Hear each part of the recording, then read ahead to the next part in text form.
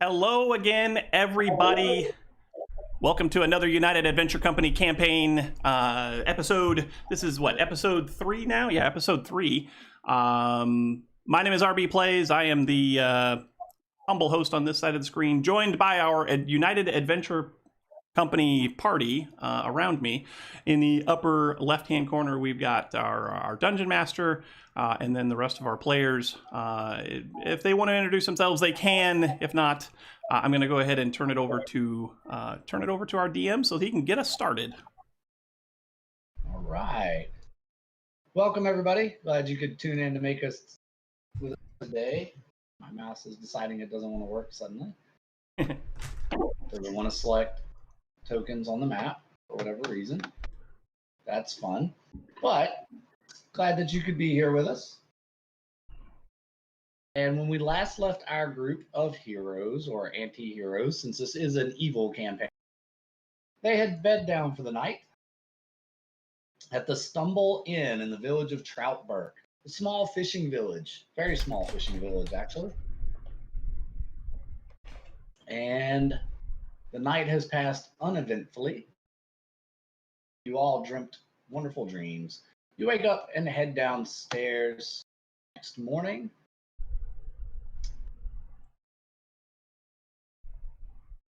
And head down the stairs. As you get out of your rooms and onto the landing, smell the fresh cooked ham, eggs, some fresh baked bread as well. Just kind of wafting through the inn. It's a very delicious scent. The usual suspects are there. You've got yourselves lined up there at the bar, and the barkeep he looks at you. Good morning. How'd you sleep? Fantastic. That's great. Anyone else? I don't remember sleeping. I was drinking and now I'm here. Yeah, you had quite a bit to drink last night. Haven't seen too many folks that could put down that much in my house. Huh. Well, those of us that are strong know how to hold our drink. As you're saying that, you detect a hint of sweetness in the air. Just it's not a scent you're familiar with. It's something new. It's rich. It smells sweet. I follow my nose. Your nose brings you over to the end of the bar, down this way. See one of the barmaids mixing up a powder and into a steaming cup of milk. Ooh. What is this concoction? Oh, have you never heard of hot chocolate? No, I've only heard of cold chocolate. Well, hot chocolate is a delicious drink. It's seasonal, and we only get it once a year. This is our first shipment, and this is actually the first mug. Would you like to have the first mug of hot chocolate of the season? I would be honored. She slides the mug across the bar to you. Enjoy. So as you drink it, of course, it tastes just like you would expect hot chocolate to, you personally. But it warms you from the tip of your tongue all the way down your stomach. And there's a sugary goodness to it. It's sweet, it's rich, kind of thick, but not coating your throat way. It's just kind of one of the best breakfast drinks you've ever had. Guys, you've got to try this. Maybe. Right now, what I need to know is, I see that you have eggs for breakfast. Do you have any chicken? Yes. We could probably get you some chicken. I just need to know where the chickens are. Well, now hold it there, buddy. we've got chicken. We can get you some chicken. Would you like some chicken sausage or No, I want I want a chicken. You want a whole chicken? A live whole breakfast? chicken, yeah. Yeah, a whole live whole chicken. Yeah.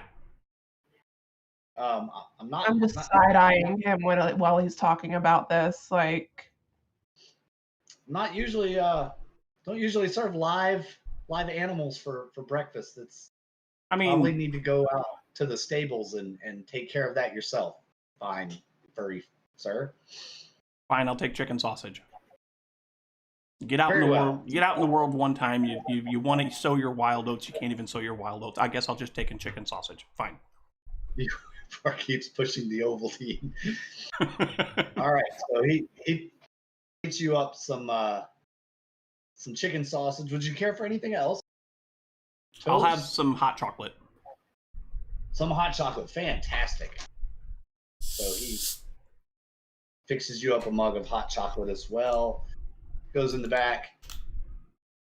He's working on getting breakfast. The barmaid comes down the line to the rest of you and takes your orders as well. Anything that you all would like. Stuff I had last night. Oh, we're only allowed to sell that after dark. What kind of a rule is that? I know, it's not a very good rule, but if you ask for the special hot chocolate, I might be able to help you. Wait, there's special hot chocolate? Have that. Special hot chocolate. She takes a note. And to eat, would you like, we have eggs and ham and sausage and eggs and bread and eggs. Food is sustenance. I'll eat whatever you put in front of me. Fine, one bowl of gruel. Excellent. Comes down the line.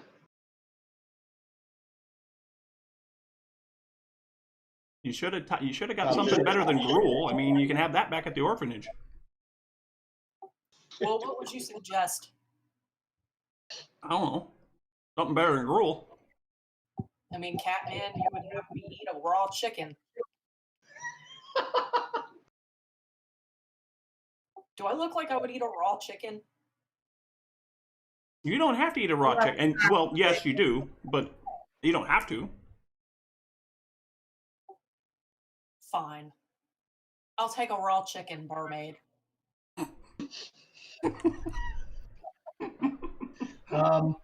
We don't serve raw. Okay, I'll eat what the Catman is having. Very well. I will put some chicken sausage out for you.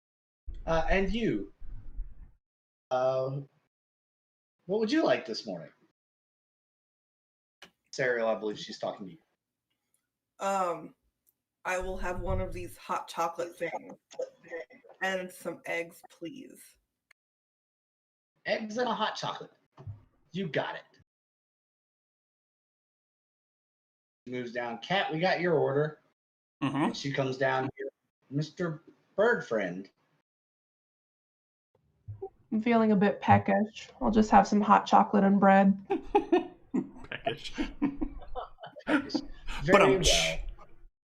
Hot chocolate and bread. So she goes back here, tells the bar who's fixing up the other plates, hey, get your food, bring it out, and it's nice.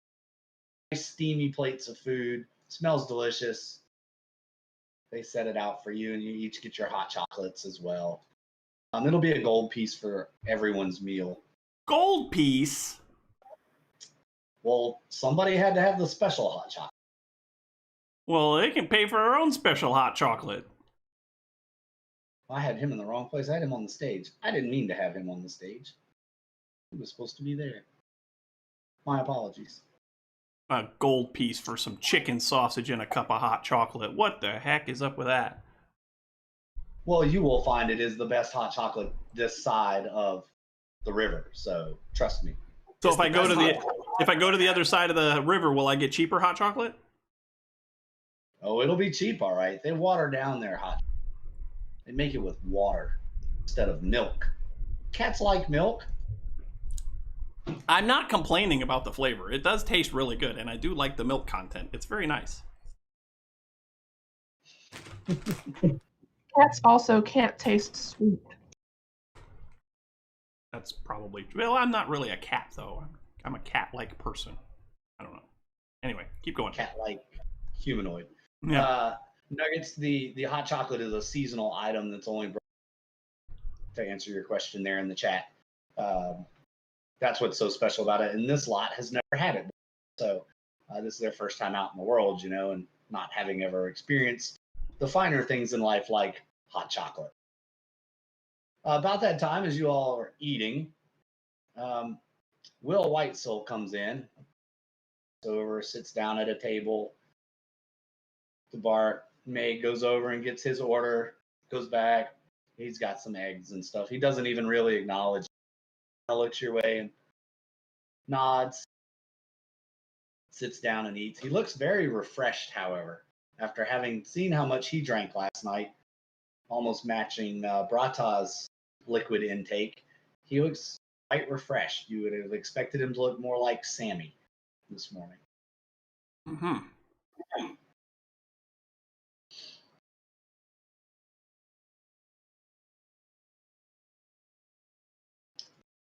Okay. Food and eat, and then he has another plate of food that's kind of in a little go box. I guess you imagine he's taking that back to the ship for Sammy. And he gets up, he looks at you all as he's getting ready to leave. He says, will I be seeing you on the ship? Yes. Okay. Of course. When do we depart? Sammy's loading the last of the provisions now. We'll be leaving in the next couple of hours. Probably as soon as the first light, we'll be leaving. Okay, we have a few more things to take care of in town. Okay, well, I will see you on the ship then if you make it before we leave. So, Captain, Yes. I'm gonna need you to do me a favor. Oh, see now, It's an easy. easy favor, and all that is that when you see me coming this morning towards the ship, be ready to go. I'm always ready to go. So Perfect. That should not be a problem. Perfect. All right. Well, then I will see you all on the ship. Good morning. He leaves. You finish up your breakfast. Is there anything else you all want? I think we need to have a sidebar about what we're doing with the horses and this ring that our good cat friend was interested in. Well, it's not a ring that I'm interested in. It's a ring that Sariel's interested in. So, okay, well, whoever's interested, we should talk about how we're going to do this. I mean, I was just going to go over there and acquire the ring and call it a day. So, Seems simple to me. Just take it and go. shh, we're out in public. We can't really talk like that. Ugh. Would you like me to try to help you create a distraction? I mean, controlled distractions definitely help, but I mean, looking around this town, how hard could it be? I mean, if you want to do this on your own. I'm not gonna say that I wouldn't appreciate a distraction. I'm just not sure what kind of distraction we can create that would be beneficial to my endeavor.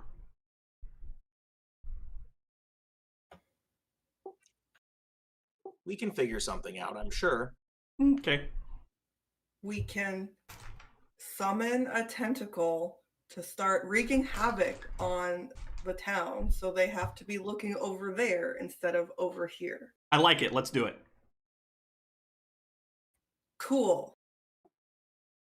Please don't get caught visibly summoning a tentacle.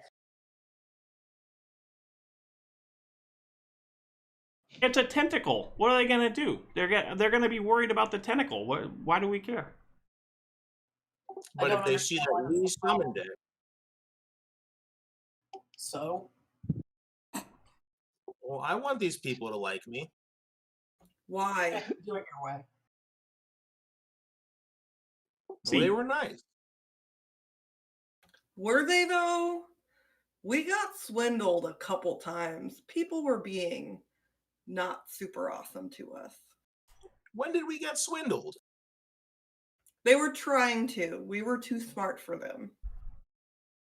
I gave them lots of good gardening tips, and they gave me good gardening tips. I whisper under my breath, y'all were too easy to swindle. If it wasn't for me, you'd have lost a bunch of money.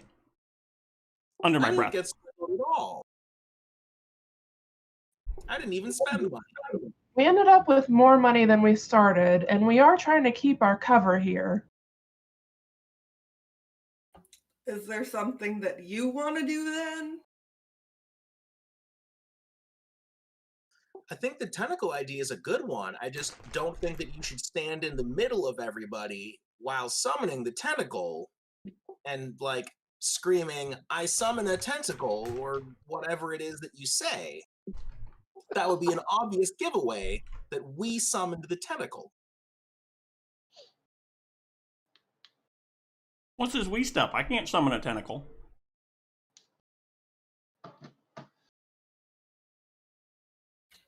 All right. Do I? So, go ahead. So we don't actually know how I summon the tentacle, just that I summon the tentacle.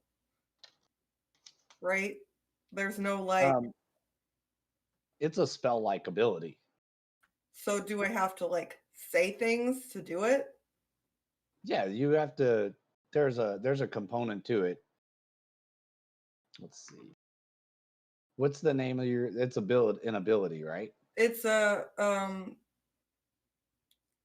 it's called Grasp of the Deep. It is the Lurker in the Deep ability for Warlock. Right. So it is a class ability. So it works similar to a spell attack, but not. You don't have to roll to make it happen, but you do have to perform a class action basically to make it happen. It's not like you could just snap your fingers and poof, there's a tentacle. What if I could make everybody look away from where you are? I mean, that would be helpful. That seems easier. Okay, I can talk to the horses and I can get them to make some noise and rear up. And so they'll all look at the horses while you summon the tentacle.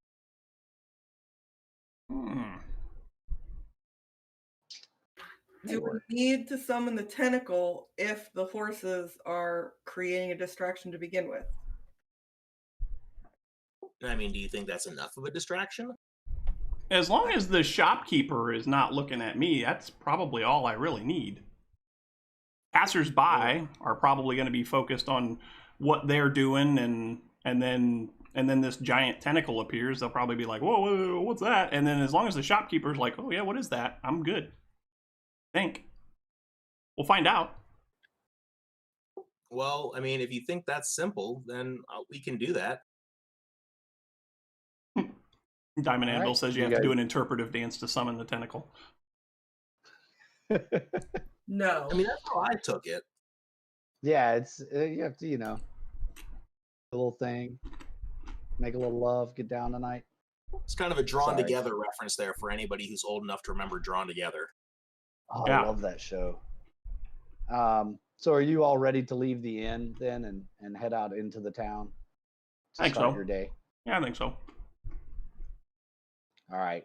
As you get up and head out of the inn, you step out into a cool morning air. Soft breeze blows off the river. Light fog drifts through the streets, and the air has the smell of wood smoke coming from the fireplaces of the town. There are very few people out this morning, and the sun is yet to break the horizon.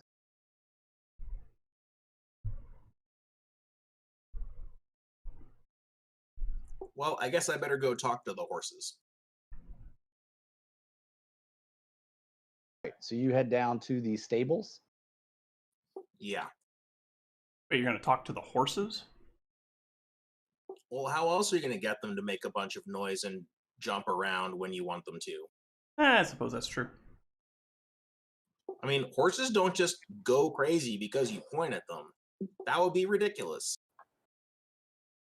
But they will go crazy when I point at probably them. true.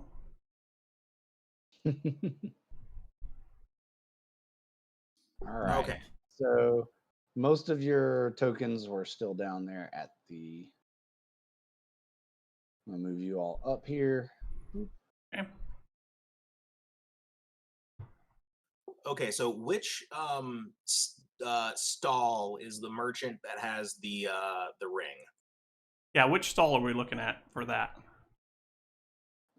This one right here. one here? Okay. Okay, cool. And this dock right here is where we're gonna board the boat.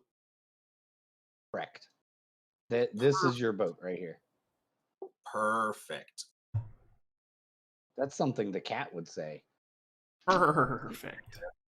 Oh, I can't. Perfect. I can't select. Oh wait, that's my token there. Do we need to get The our pile cart of broken loaded onto the boat before all this goes down?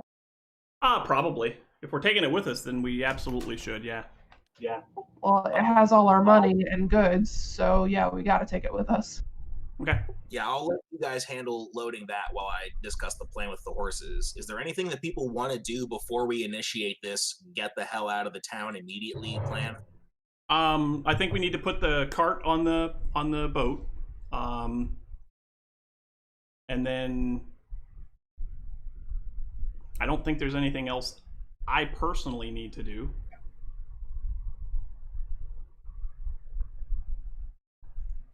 Anybody else? Eh.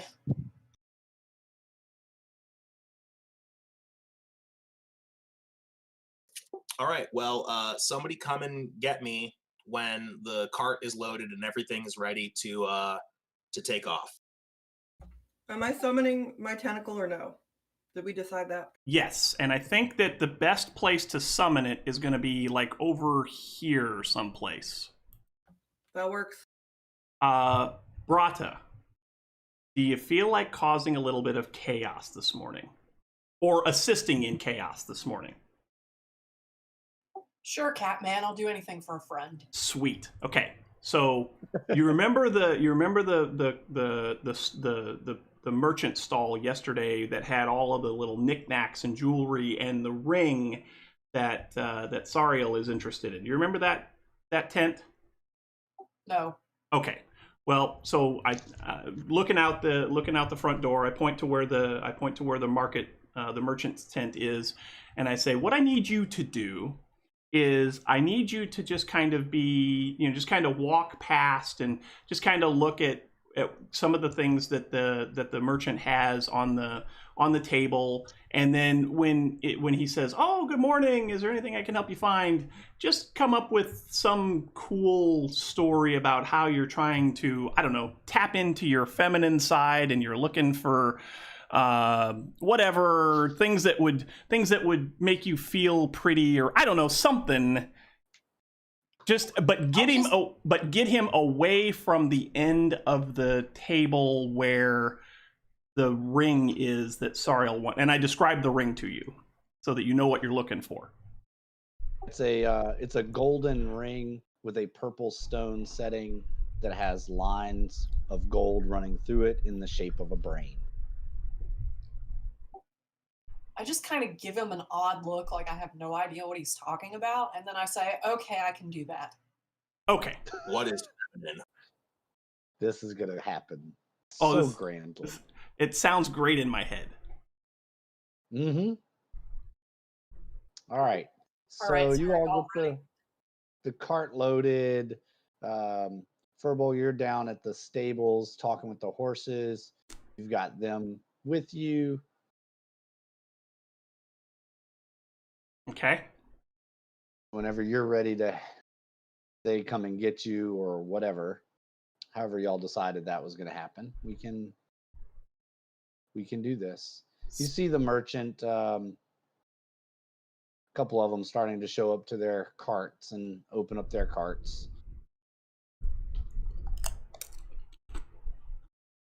All right, so I'm going to take this as my cue. I'm going to walk over to the merchant. I go to the far end of the table away from the ring, and I just kind of look at everything disapprovingly and start grunting.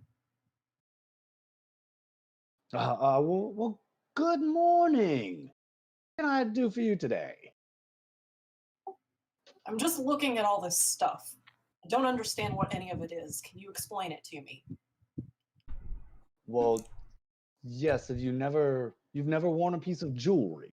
I don't even know what that word means. Well, jewelry is. He looks at you really hard for a minute. It's sort of like armor, but very small. I see. Does it help one in battle? Some jewelry can help people in battle. Yes, there are magical jewelry that can help people in battle. There are other pieces of jewelry that just look very frightening and could help people in, intimidating others. And there are even other pieces of jewelry which are just nice to wear, and you can pass them on to a friend or.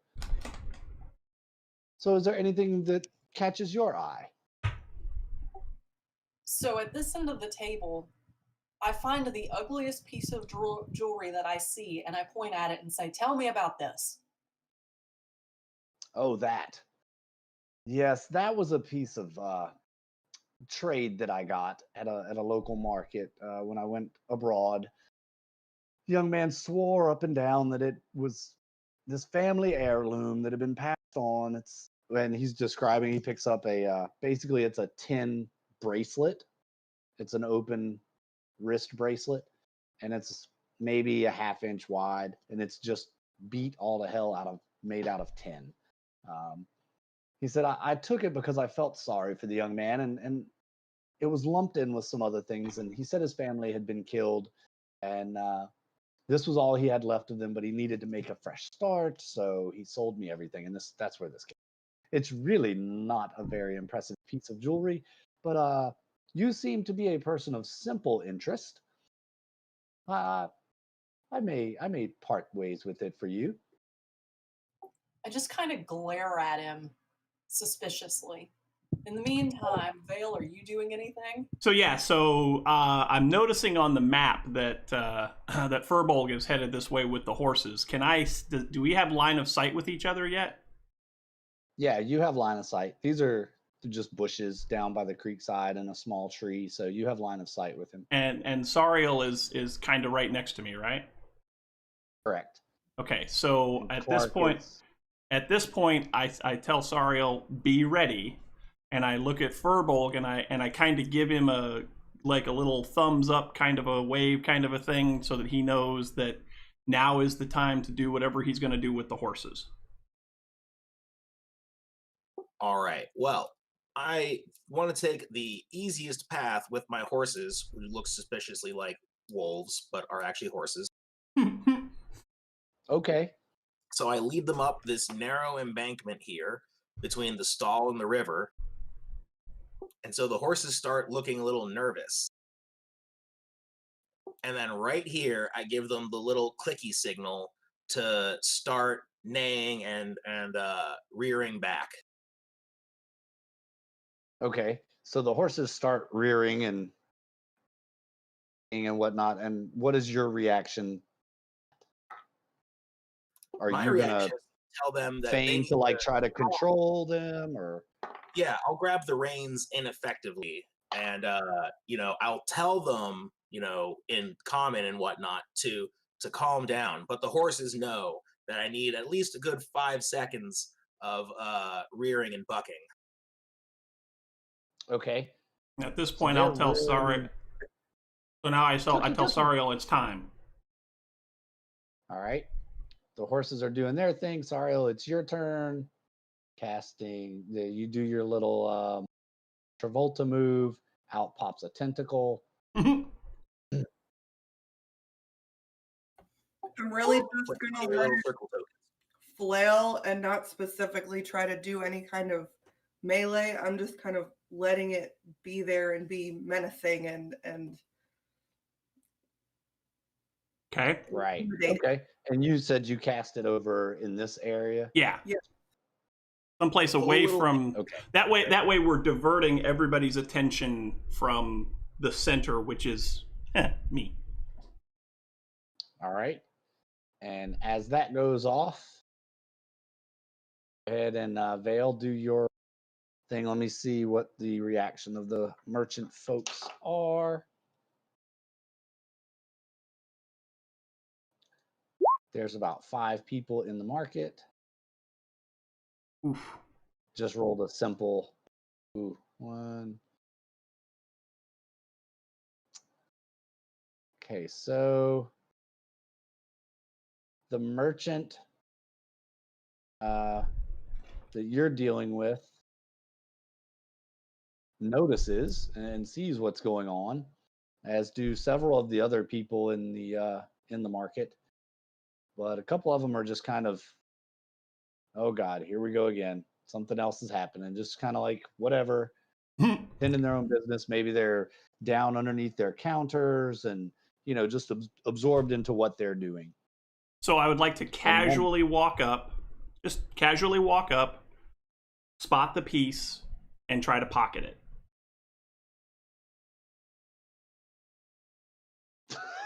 Diamond. All right. So roll your sleight of hand. Is that what you're gonna do with that, or Sure.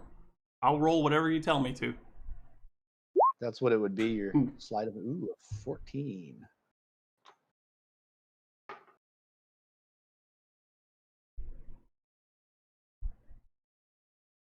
You were able to pocket the ring without incident. Okay. And somebody in the crowd yells, "Oh my God! Look at the size of that thing! It's huge and black." That's what she said. People start running out of the tavern. What is that? I'm gonna give the horses the signal to relax and give them a couple of good berries each. I just slowly turn around and walk away from the marketplace. I'm gonna follow Vale. I guess I should bring the horses as well. Mm-hmm. and That's what let she said. the tentacle go away. All right, well, Okay. the horses are loaded. Where are you guys gonna go? Yeah, I don't think we're all scale's gonna a fit. little off on the boat. Otherwise, the boat would have been the size of the town. Sorry. Oh, I get you. And after I load the horses, I'm gonna go and pass out some good berries to the merchants and say, "Man, that was crazy." And look, I summoned these berries last night. They're great for feeding your animals, and they're gonna go spoil if I don't give them away. And so I'll hand out the remaining 36 of my level 1 good berries to all the various merchants. You're such a sweetheart. All right. Very, very nice. Very nice. Oh, thank you. Yeah, that was some really weird stuff. Wow, we've never seen anything like that again. I mean, here, gonna need a bigger boat. Yep. Mm-hmm. Yep. That's okay. Wait, are the we boat going gets shark bigger hunting? in the next. Maybe. Where was I? Oh yeah. We don't see that kind of thing around here. That was really strange. There must be some evil forces in the area trying to summon some darkness in. We must rally our town and be ready for an attack. Oh boy. So as I'm walking away, do I notice if anybody's looking at me weird or anything like that? Roll a perception. Okay. I'm lucky I can tell You where my don't own. notice anything. I'm lucky I can tell where my own feet are. Hey, look, there's a boat. Is that our boat? I think that might be our boat. I don't know. And as you on the docks and get ready to board the ship, you see the captain, Will, he's just standing on deck, shaking his head. Or shaking their head, sorry. Come on, let's get out of here. What are you shaking your head for? No, just don't even worry about it. Let's just go. It's safer if we just go. Hey, Brata! The boat's getting ready to leave. Everyone, as you board the ship, everyone roll a perception. Everybody roll perception. Perception? Perception. Oh, I got this. Holy crap. I actually saw something. And I might not, despite the fact that I have +7. My perception rolls are really low today. 1, 2, 3, 4, 5. Okay. So Furbolg, Brata, Serial, as you step on the ship, you feel a slight breeze pass across your body. It's different temperature and humidity than that of the air around you from outside in the market. See, I told you the ship would get bigger. We got a bigger boat. As you step on the boat, that happens, and then Will Whitesail heads straight to his quarters. He walks in, shuts the door behind him. Sammy stands on deck and proceeds to start barking orders. All right, let's get going, you lousy sea scum. Let's open the sails and let's get this boat out of here. So does anyone have a sailing proficiency? Or Nope. I guess Serial would probably be the only one that knows anything about boats, Working with but was wind? too young to really learn how to sail by the time the attack happened on their village. So you all just kind of stand there looking at him, and he's like, none of you have sailed before, right? Let me guess. I'm going to have to teach you all what to do. Dude, I'm a cat. I don't like water. Well, you better get used to it. No. Not likely. I'm really more used to working with the land than the water. Very well. He starts explaining the rigging, what the ropes on the masts do, the purpose of the crow's nest. Clark, you may want to jump in the crow's nest. Wait, there's crow's nest? Are there crows up there? Oh, no, there are no crows. It's a term just for a high point. There you Every go. time I think I'm going to get a bird, I don't get one. Dang it. I'll help you get a bird, and I pat him very hard on the back. Whop. Right on the back. And he shoves you forward a little bit. Cat swimming test. Yeah, we did tell the captain that, Nuggets, but he was drunk, so he probably didn't tell Sammy, the first mate. So 2 horsepower boat to me. He explains everything, how everything works on the ship, and gives you each a job. Brata, you're going to be the rope puller for the sails. Furbolg, you will be manning the anchor and then the rudder. Clark will be the lookout in the crow's nest. Whoa, where'd you I'm go? really There you good go. with inventory. Oh, no, I do that myself. I want you, Mr. Catman. I want you on the bow. I want you to make sure we don't run into any rocks, and Serial man the wheel.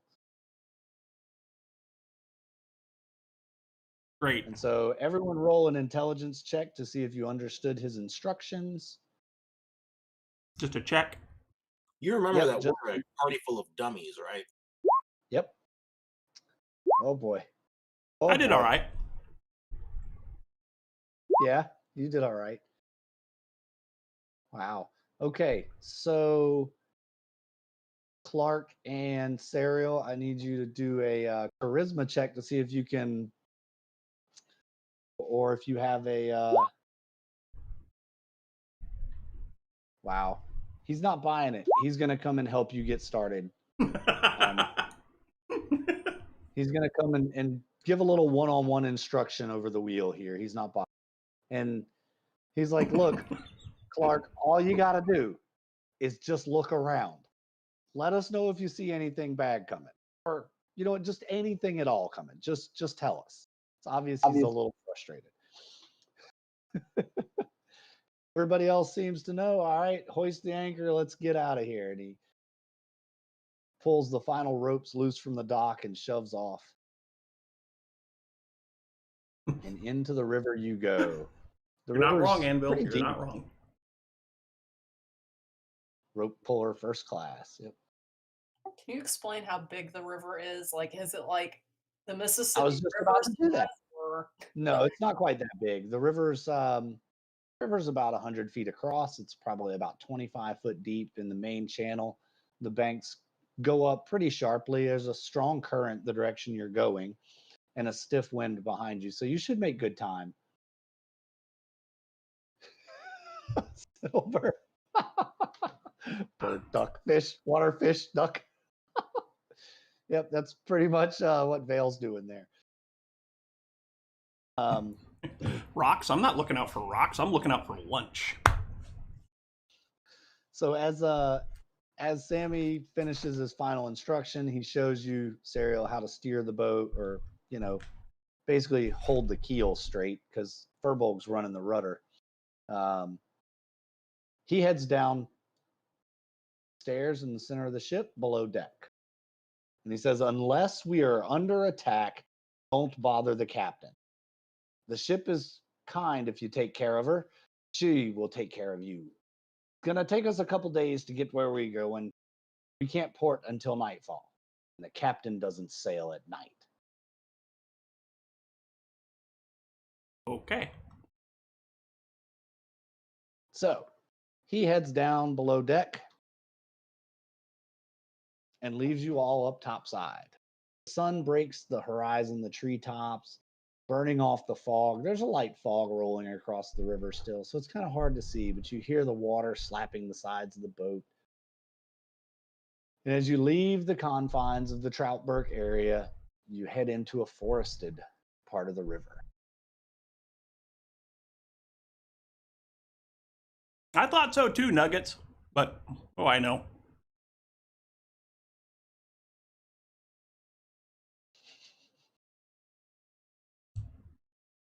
On this forested part of the river, it's quiet, but you can hear lots of wildlife, birds, and animals playing. You even see some elk and deer on the side of the river.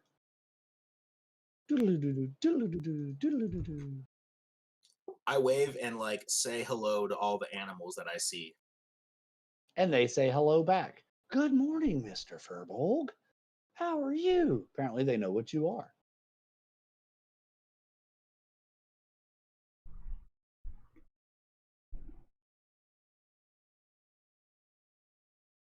And there you guys are. A big delay here between what I see and what you see. Oh, that is a giant map. Yeah, it's pretty big. These maps are from Dungeon Fog. A lot of these are pre-gen maps that I'm using. It's really nice that they have those pre-gen maps. That's right. And you too can use Dungeon Fog at dungeonfog.com. Why are you over there on the... I don't know. I was seeing if my token was working right. Oh, okay. It is. Does everybody see the map? Because I don't still. I don't You see I have to do see zoom the map, way yeah. out. Yeah, you probably have to zoom way out. Yeah, we're all the way in the bottom right-hand corner, so. Bottom right-hand corner. is where Okay, you got it. are. Cool. Thanks. And you're sailing. I'm sailing! You're floating along the river, having a good old time. Clark can roll a perception here in just a second. Let me get you a little bit further up. Oh, wow. The whole thing moves. How about that? That's fancy. That's what happens when you select all. Mm-hmm. I think that should be about, yeah. There. Just let me know when to roll. Yep, you'll probably roll a couple through here. I'm already on the So you can go bow ahead and- nuggets, so I'll probably do that. I am supposed to be up here on the bow of the boat. Supposed to be watching out for rocks and stuff. Looking for fish, but I'm for rocks. Yep. Come on, select tool work. There we go.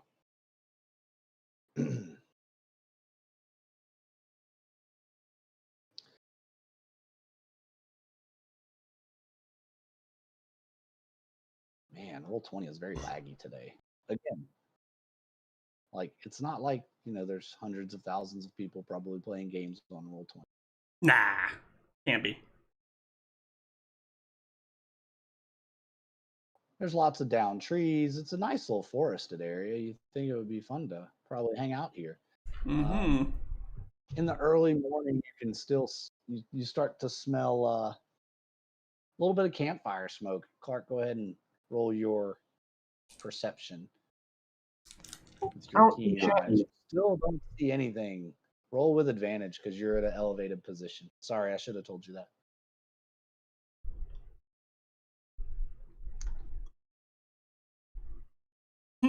That's a little better. You still don't see it yet. That's okay.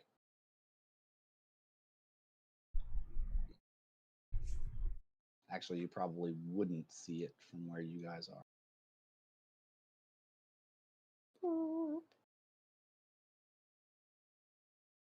Let's see. Who else? The river is wide enough where you just kind of point the boat where you want it to go. You got a feel for how it steers and how it runs. And you've been traveling in it for a while, so you got a pretty good idea. Go ahead and roll that again, Clark, now that you're closer. Might have That's a better. different- 19. Oh, a lot better. Oh, there you go. Now you see off to the right of the ship, or the starboard side, you see the faint glow of a campfire and smoke coming up from a clearing in the trees.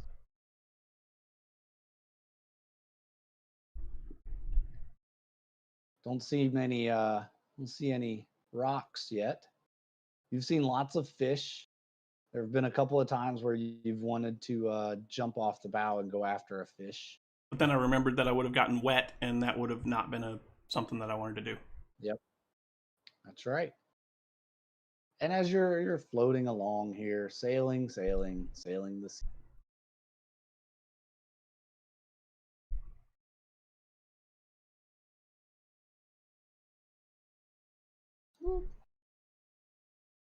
There we go. Be right up. Seems like that fire is probably just gone out recently, but it's still kind of glowing in the distance. Smells wet, like a wet fire. You know what that smell is? Mm-hmm. Like somebody tried to put the fire out. And this big tree blocks a bend in the river. You can kind of see the right side of the river bends around. Huge tree hanging over the river blocks your view forward.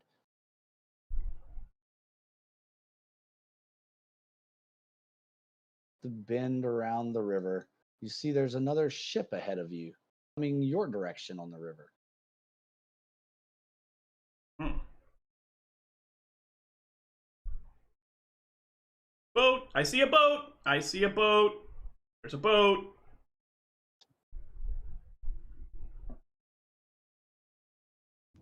You should probably tell the captain.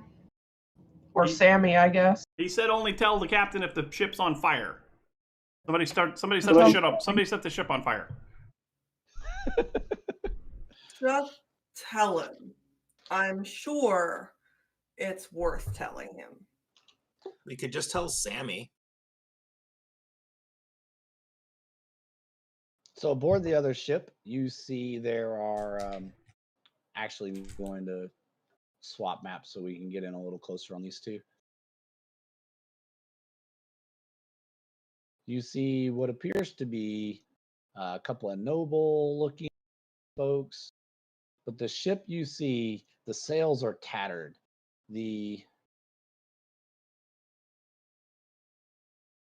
Wow, this map is very small. Mike, I'm gonna get you to help me working on scaling these maps. But you see the ships are tattered and the deck is got holes in it. The sides of the boat have holes in it. Ramming speed. The people on deck look really tired and ragged. There's a dog on deck who's just kind of wandering around looking lost. He looks wet.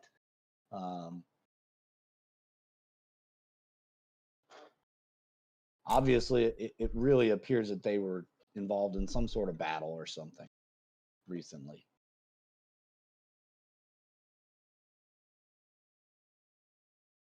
The well-dressed couple near the stern and by the wheel call out, "Do you have any aid to lend? We were attacked and low on repairs and supplies and rations. Could you please help us?" I don't pay any attention to him. Well, I'll run over to the side and I'll say, "We're getting our first mate." Somebody did Okay. go to tell Sammy, right? Did somebody go down to get Sammy? I'm still on the front of the ship looking for rocks. Clark, if you want to roll a perception from up in the crow's nest to see if you see anything unusual or get a better vantage point. Their ship is obviously smaller than yours. 15.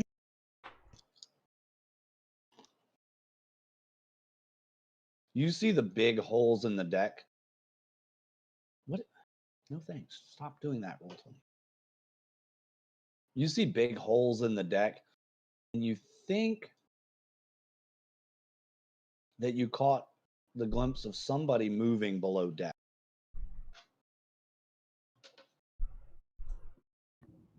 Is somebody going to get Sammy or no? I have to man the wheel, so somebody else has to do that. I guess I'm not at my anchor, so I can go and grab him. Do you want pirates? Okay. This is how you get pirates.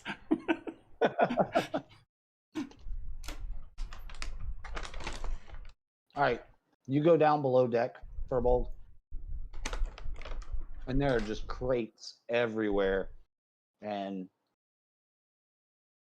you also see below decks, there are all of these crossbows, like these big, giant, ballista-sized crossbows lined up against the sides of the ship. You see Sammy laying in a hammock, a bottle in his hand, kind of out of the hammock, and he's just swaying back and forth to the motion of the ship. Sammy, there's another ship, and they look like they need help. What? What? Help? Who needs help? The people on the other boat. He kind of shakes his head, sits up in his hammock, almost falls out of it. All right, let's go see what's going on. And he comes up topside with you. Where is Sammy's token? I have way too many tokens. Mm-hmm. Because somebody went overboard creating stuff. It was fun.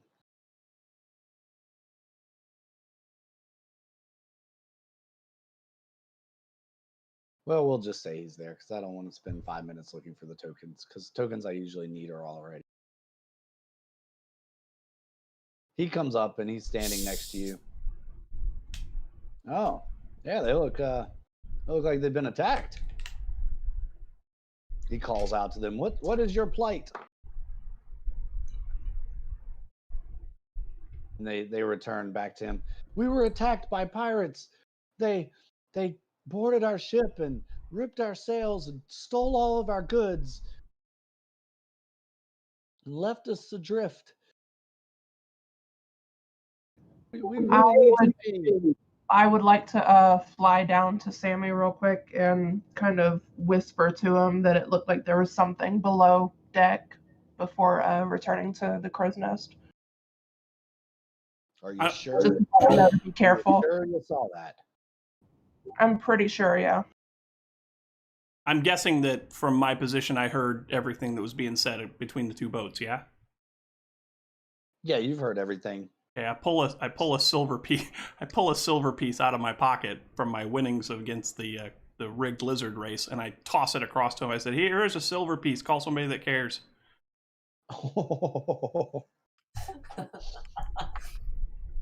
Wow. Wow. All right. They look at it and just scoff. Fine, if you won't help us, we'll find our own way. Furbolg, you're right there on the side of the ship with Sammy. Roll a perception. A 9, because I am rolling crappy today. All right.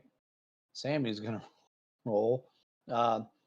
Vale, you can roll as well since you just tossed a coin. That way you're kind of looking at that ship.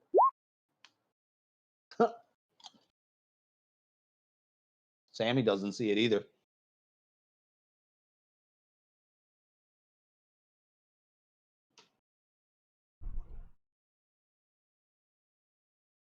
Won't be long. You'll be past each other anyway. They've gotten about mid-ship past you. Okay. Hoist the banner and show them that we're evil. And we have a skull and Vale, crossbones flag. 13. Are you asking Sammy? Yeah. We've got a lot of flags. Hmm.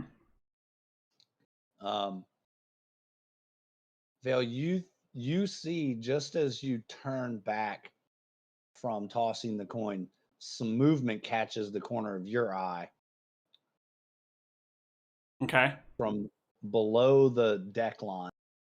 You see a plank of the ship starting to slide sideways. Oh. And out of that hole, you see what caught your eye was the glint of sunlight reflecting off an arrow, a giant arrowhead. It's almost the size of your head. Would I recognize this as a potential attack? You would think yes, it's probably going to result in some sort of attack. It looks aggressive.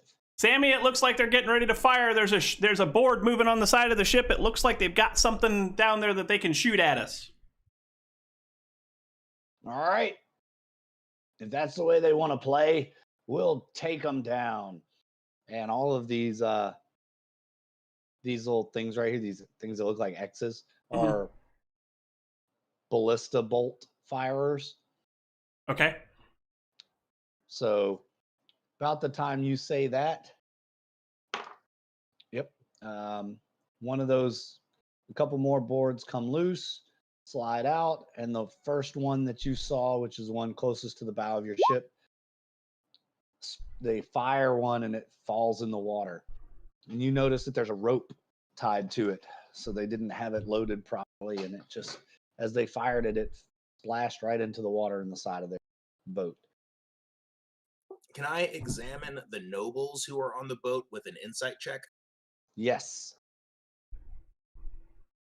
You're probably close enough to do that. I got a I'd say 22. that's a good one. Are the nobles really nobles, or are they pirates in disguise? They do not look like nobles, and they appear to be probably pirates in disguise. Well, then I'm not saving them anymore. I had this whole plan worked out where I could jump between the boats and take people back, but I'm not doing that anymore. While he's trying to soliloquy his life away, I'm going to come over here to this ballista and I'm going to make sure it's loaded and ready to fire. Do I understand how it works? Roll an intelligence. Oh, that's going to work out nicely. If Maybe you can. our few attacky people should. Ah, 16. That's not terrible. Super weapon users. It's fairly simple mechanic. It looks like a giant bow with a trigger. You can figure it out. I would like to fire the ballista at the earliest convenience. All right, since they fired and you are set, it will be initiative. Start rolling now. We can roll. Let me ask you all this. Do you want to roll? Well, never mind. I was going to say, do you all want to roll? Are you doing individuals or are you going to? Pirates in disguise with diamonds. Since I am piloting the ship, do I need to stay where I am and not be part of the thing, or how does that work? That would be ideal if you otherwise the ship's going to not continue straight. Okay, then I will stay where I am and just be there, I guess.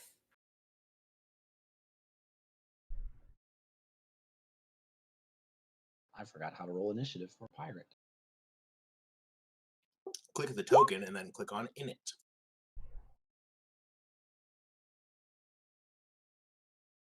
Add turn.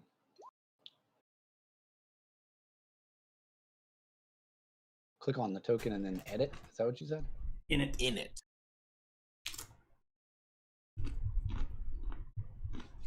Int. Got you. We'll do it this way.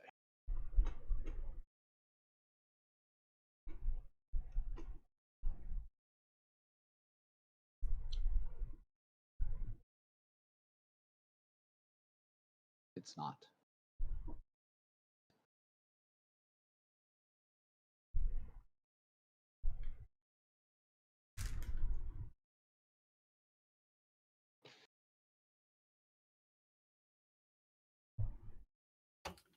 Hey, Because I'm going to roll one their ship first. could I try to telepathically communicate with some animals in the river and convince them to help us attack the other ship? Yeah. You can see if there's anybody in the river that's willing to help. Roll your initiative. Yep. You can do that while you're steering the boat. Okay. So it'll be it's like Brata got the first initiative. Oh, I don't think I want their boat silver, but I do want my silver piece back.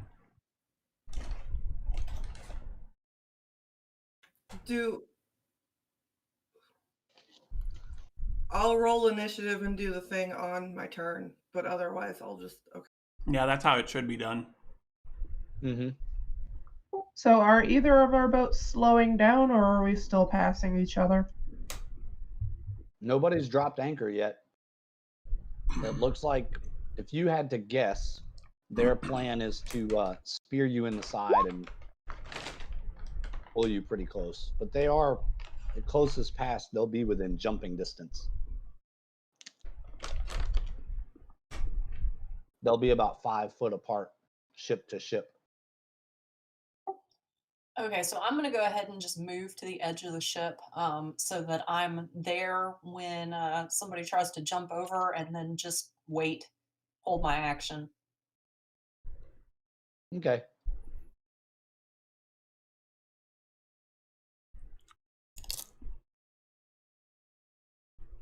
So you're going to move. Vale, what are you doing? Manning the You're one next. ballista. All right, it's your turn.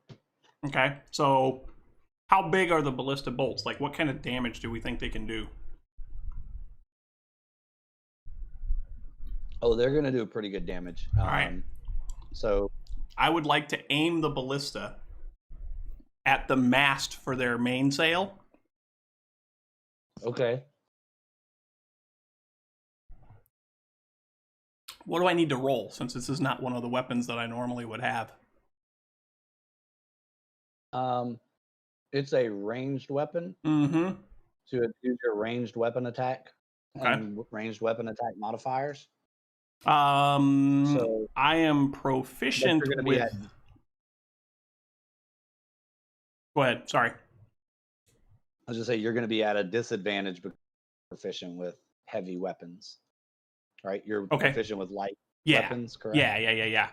So This is a heavy weapon. So 2 d20s. Take the lowest. Yep. Disadvantage, 2d20, take the lowest, add your ranged attack bonus. My ranged attack bonus. What is my ranged attack bonus? Dex plus proficiency.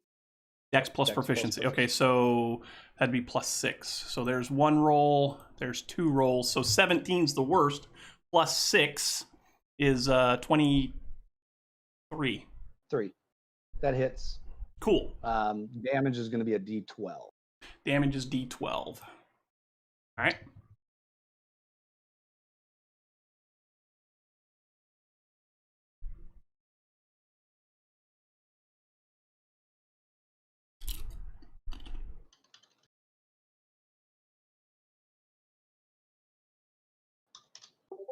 Eight damage. Mm-hmm. Damage. All right. You have lodged the bolt squarely in the main mast, and it splinters and cracks. It looks like it has weakened. Does our ballista bolt have a rope attached to it as well, or just the one that they shot at us? Just the one they're shooting at you. Okay. Yours does not. Okay. Guess I should have asked that before I fired the bolt into it, but it worked out.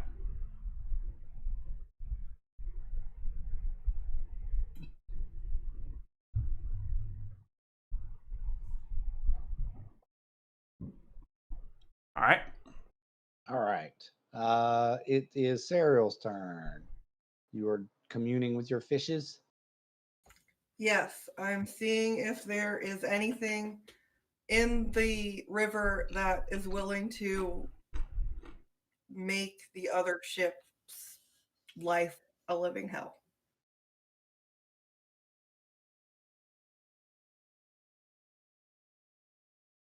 For reference.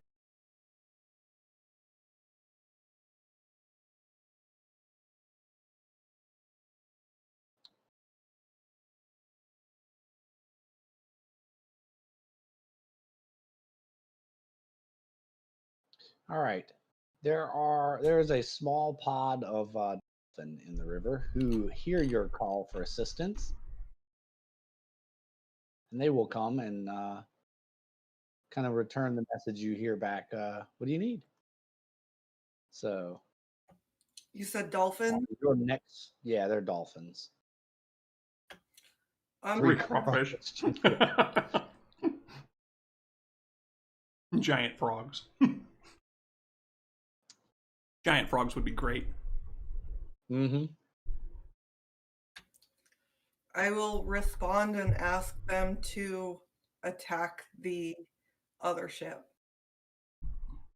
Okay, let's see if they are willing to do that.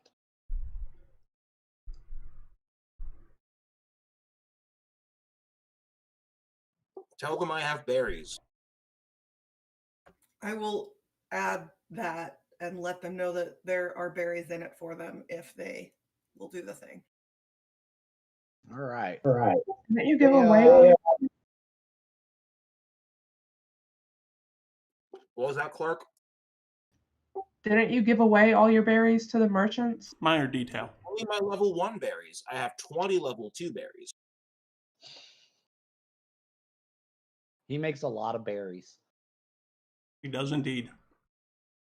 I'm like that guy who always has like a chocolate bar in his pocket, except they're berries. Yep. All right. The dolphins, they're not sure what they can do, but they'll do what they can. We'll thank them. They'll And do go what they back to can. They're piloting not the sure ship. exactly what they'll be able to achieve. That's a big ass boat, and they're dolphins.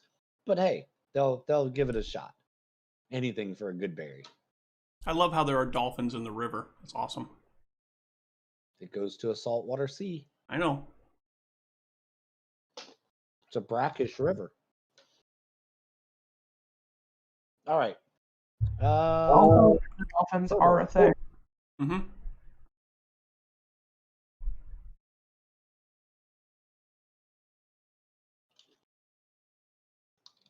Furbolg. All right. Well, I don't like this one bit. I do not like being deceived. So I'm going to cast Flaming Sphere at the mast, the rear mast.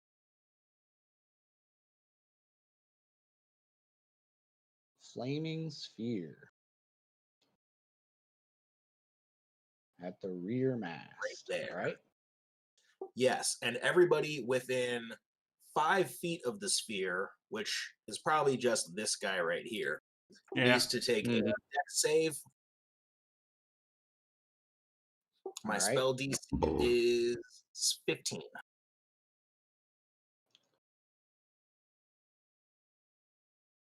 That it puts the turn order right over the menu pop out. Mm-hmm. You said a dex save? Yes. That's a fail. Against a 15. That does not save. All right, that's going to be 11 fire damage to him Ooh. and the mast. Yep. And the mast is on fire now. The mast is on fire, as are the sails are now catching fire. Sweet. And then as a bonus action, I am going to run the sphere into the main mast. And there seems to be a person there, so I'm going to run it into him or her. Let's be, equality here. And that person will now have to make the dex saving throw also.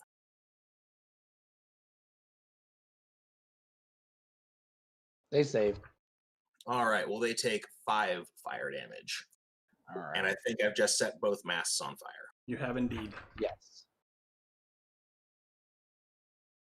All right. Good job. Now you have a flaming ship next to your ship. Clark, your go. Can I see who's firing the ballista on the other ship at all? It's below deck, so you can't see. It's about center ship below deck. About here's where it came from. But you see there are other arrow tips now sticking out of this side of the ship. There's about 4 in total. And the people that are on deck are just running around at this point? Yeah, it looks like they're heading towards own deck mounted ballista and ropes, and this person has got a grapple hook in their hand. And they're obviously trying to grapple and board your ship, it would appear. Okay, well, I'm going to shoot the guy that has the grappling hook. Right on.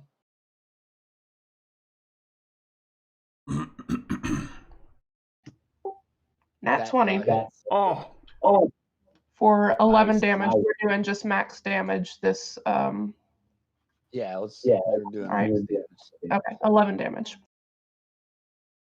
All right. He drops the grappling hook and falls to the deck, but he is not dead. And that's everybody but Prata. Most of the pirates are. This guy runs there.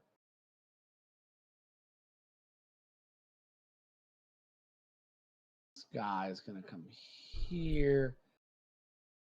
This person starts, drops to the deck, starts rolling around, trying to get from the fire and put himself out. Dog. The dog runs and as far away from all the fire as they possibly can. He's up here whimpering and hiding. He doesn't like fire. The center hatch right here pops open. And about 5 folks run out with buckets of water and whatnot. And it looks like they're trying to run around and put the fires out. And this ballista fires.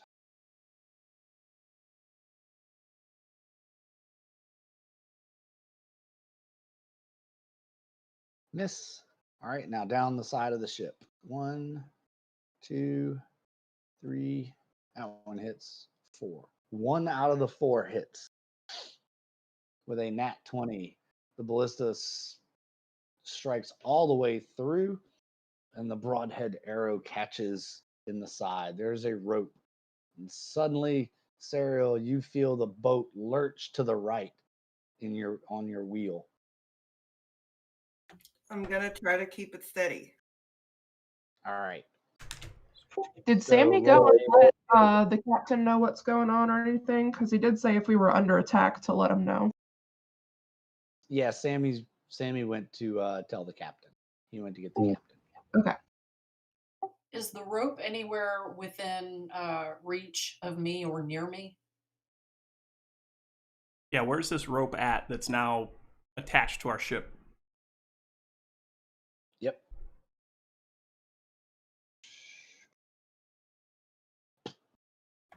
What did you need me to do? Does that show up on your? Yeah, I see. Yeah, I see it. So that it's from below deck. It's not from the ballista above deck, but it's from a ballista below deck. And as you see it's right next to you, but it's a good ways down. You would have to kind of hang over the side of the ship, so you would need to make a dex check and then an attack roll. Okay. So you're going to take a reaction. Is that what you're doing here, or are you waiting until your next turn? I'm taking the action that I didn't take during my turn. So you're using your action as a reaction. Okay. Yes.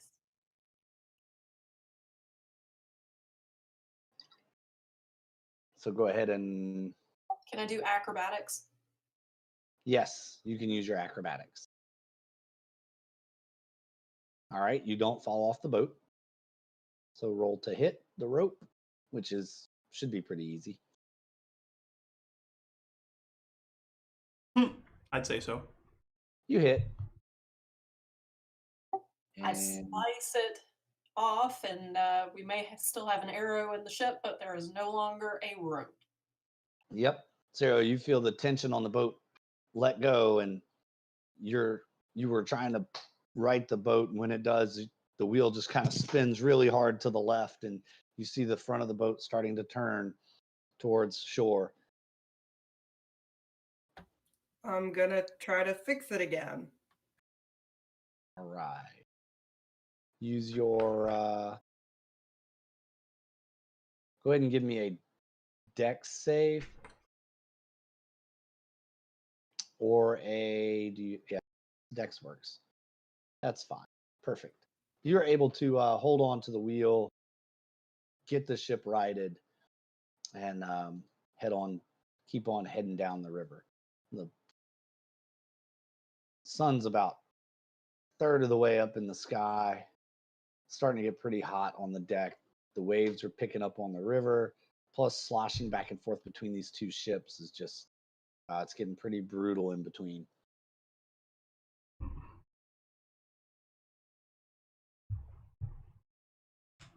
And we will be at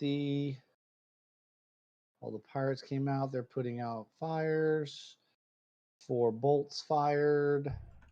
Yep, that should be top of the round, which is Brata. You cut the rope on your last reaction. Now what do you do?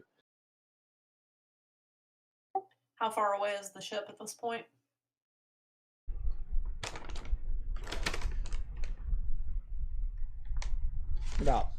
About 10 feet between y'all, between your ship. Yeah, feet. I'm going to hold my action for now. All right, you're gonna wait. Vale. What do I? It takes a turn to load and a turn to fire. So if you wanted to fire this ballista again, it's 1 round, or fires 1 every 3 rounds. That's kind of what I was wondering, how long it would take for me to get this thing reloaded. As far as, let's see, I think what I'd like to do, and it kind of ties into what Brada just asked, I think I want to jump across. All right. Roll your athletics, I guess, or acrobatics. Acrobatics would be fine. Acrobatics? Go for acrobatics.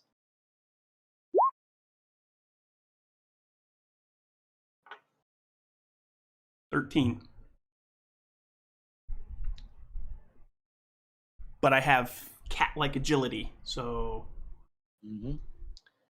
You back up a few steps and take a full sprint on all fours. You hit the rail of your ship, leap across, and you're about 3/4 of the way across, and you realize, oh shit, I could get wet. Your claws come out, and as you start falling down, make a dex save to see if you can latch into the side of the boat. Okay. Dex save. You did not make your jump. Dex save, Dex save, Dex save. Where's my Dex save at? There it is. You latch into the side of the boat with your fully extended, hook into the wood. You happen to be right next to one of these ballista arrows they're starting to reload. Okay. In one of the openings in the side of the ship. Okay. Right about. Stop snapping. There. So I can see into the ship now? Mm-hmm. Okay. At least into this port where this ballista came out. Now, is all of that movement? Do I still have an attack, or am I waiting for the next round now?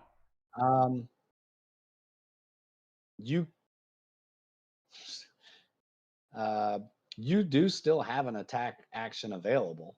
Yes. Okay. Is there anybody within 5 feet of me, say the person who's manning? Is there anybody manning that ballista? They are currently reloading it. There are 3 people inside there that you can see, and they are currently in the process of reloading. Okay. I actually have. By the way, he looks back at all of you with the look on his face, like, I meant to do that. Yeah. So I actually have 2 daggers on me. I've got the one dagger that I kept from that Sacred Grove thing, and then I've also got my one dagger that is family heir root. The Sacred Grove dagger, I'd like to throw that at the person reloading, use it as a ranged weapon and throw it at the person that's trying to load the ballista. Yeah, okay. You're at do it at disadvantage though, because you're trying to hold on to the side of the ship at the same time. Okay. So 11.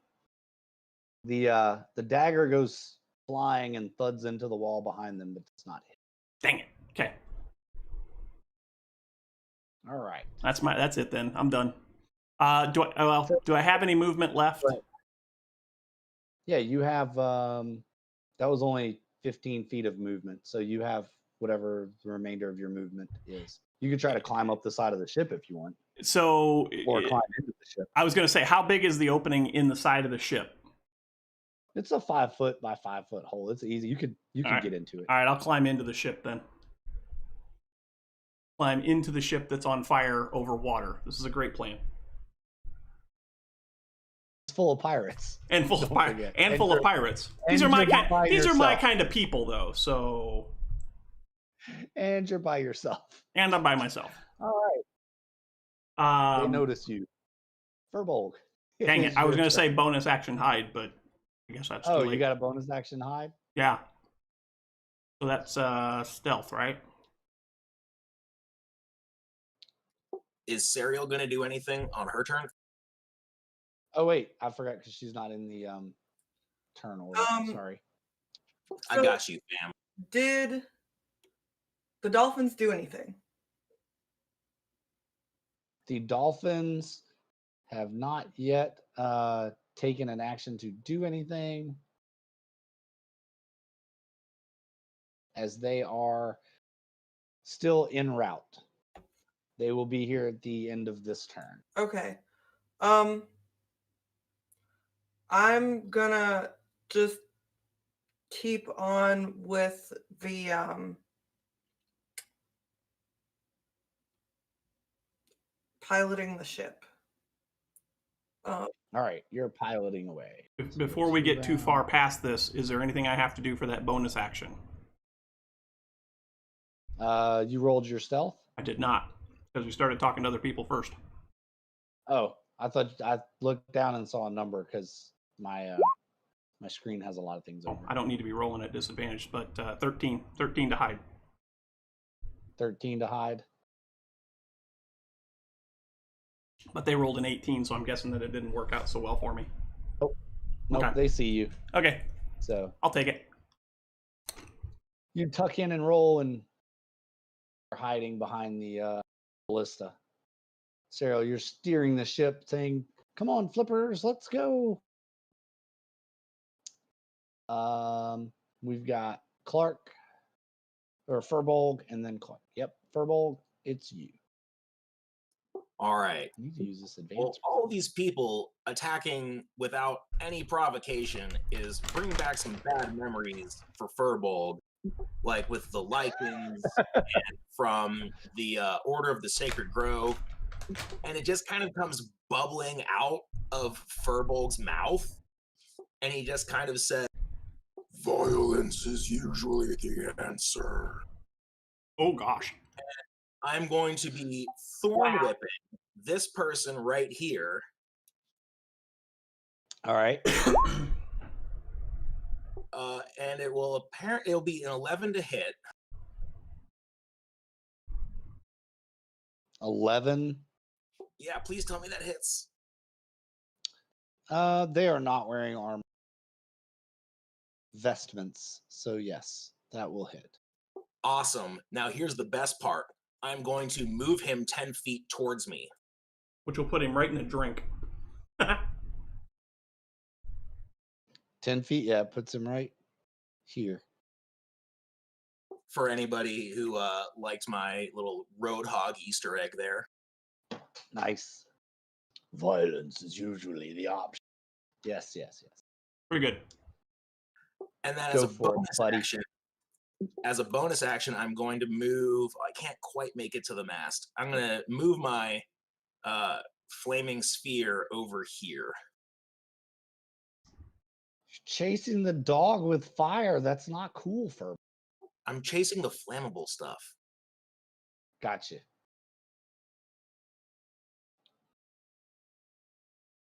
All right. And that's my turn. Furbolg throws a man in the drink and tries to set stuff on fire. Next, Clark, it is you. How big is the dog? Like, would I be able to carry him while flying? Yeah, if you wanted to, is that what you want to swoop down and scoop up the dog with your talons? I want to try to save the dog. Try to save the dog. Thing. All right. You can fly down. Are you gonna land, pet him, or anything like that, or just gonna kind of swoop down? I'm gonna land and kind of tentatively hold out some jerky to him, let him sniff and figure things out. I'm sure he's scared and not really trusting anybody right now. All right. So dog is still a little untrusting even of you. He's apprehensive to take the jerky.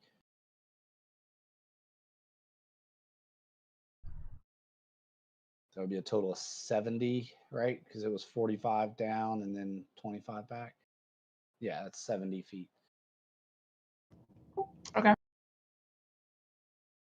So would you have that in movement to go back if you just... I know, right? Dog pulls a knife and shanks you.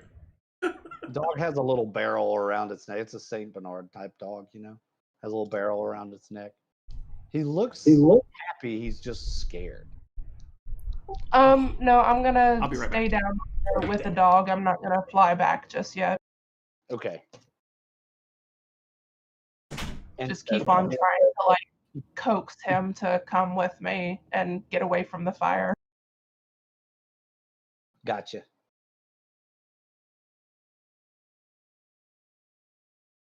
Well, this pirate sees you fly down, and apparently that's his dog. And he doesn't take kindly to people trying to get his dog. He looks at you and he yells, "Hey, get away from my dog!" And he runs over towards you. And he pulls out a dagger.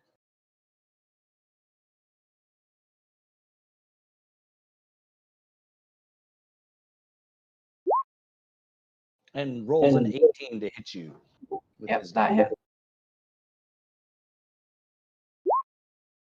For 1 point of damage.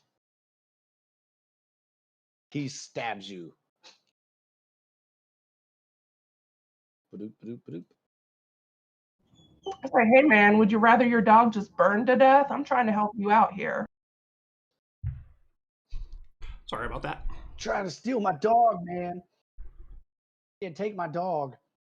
It's my dog. I raised him from a pup.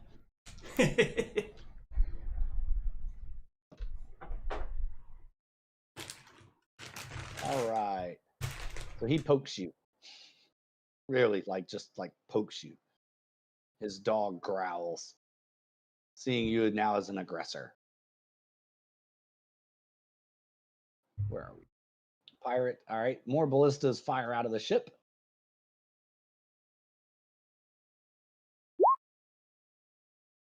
Two, three. Oh, that one fumbled. That was a nat 1 on that roll. So as the one right here in the middle of the ship starts firing at you, the spring pops on the ballista and the rope gets all coiled up, tangled up in the mechanism, and that ballista is out of commission. Nice. However, one did land a solid blow.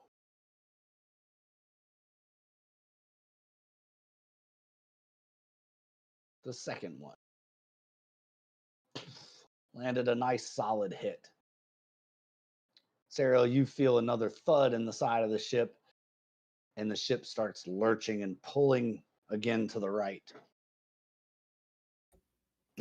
And I'm gonna keep trying to keep it steady. All right.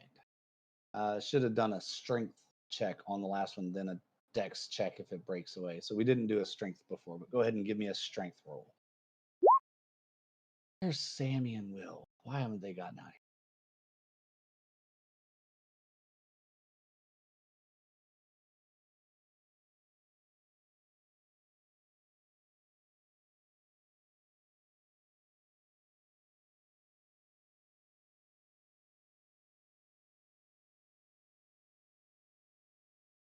That's way too big.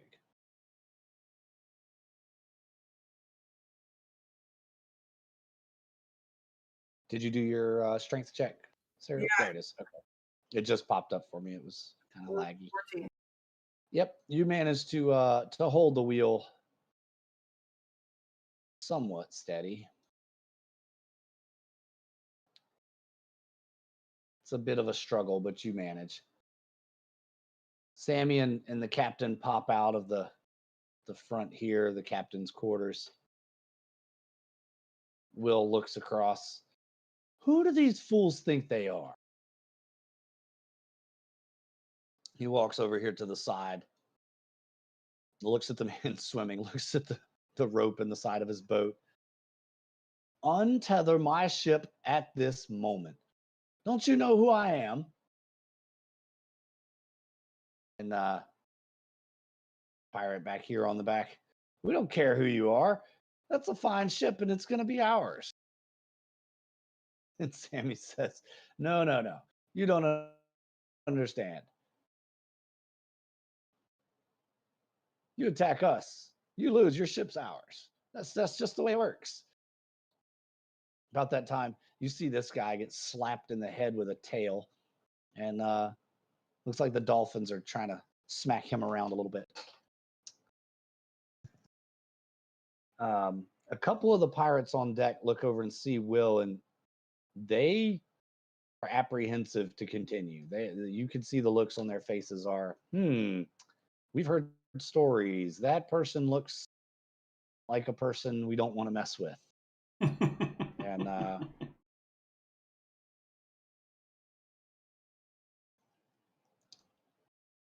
you guys hear Clark and Vale roll a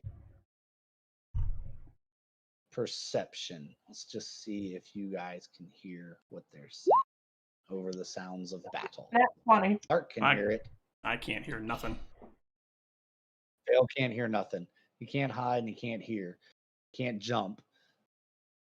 Hey, I made you it. hear some of the crew from below deck start.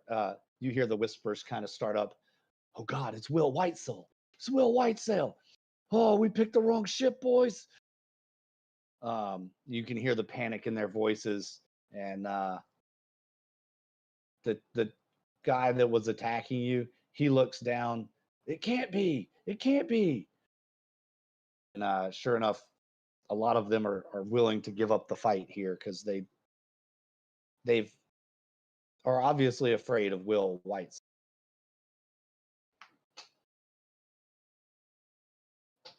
And where are we? Turn order. Pirates have gone. Brata, it's your turn.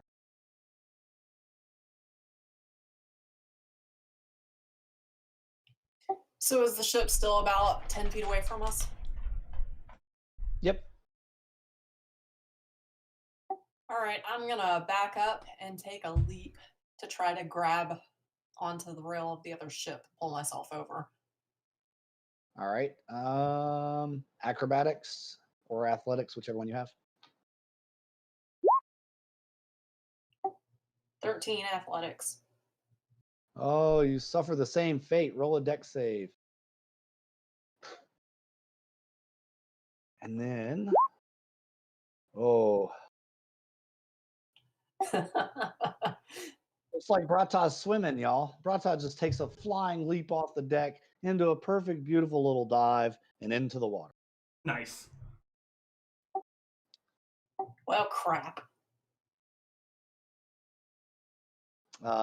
Hope you know how to swim. I'm going to assume my proficiency in athletics means that yes, I can swim.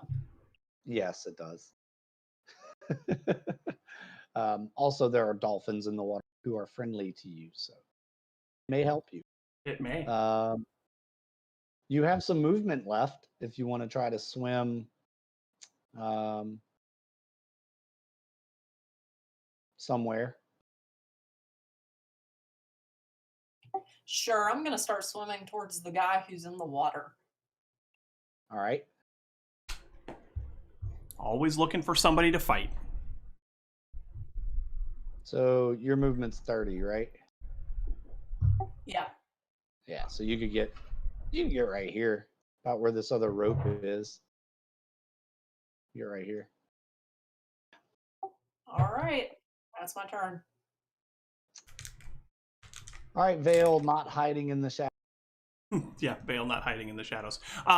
So how many people are there down here under decks with me? There's about 20 pirates below deck. I made a great decision.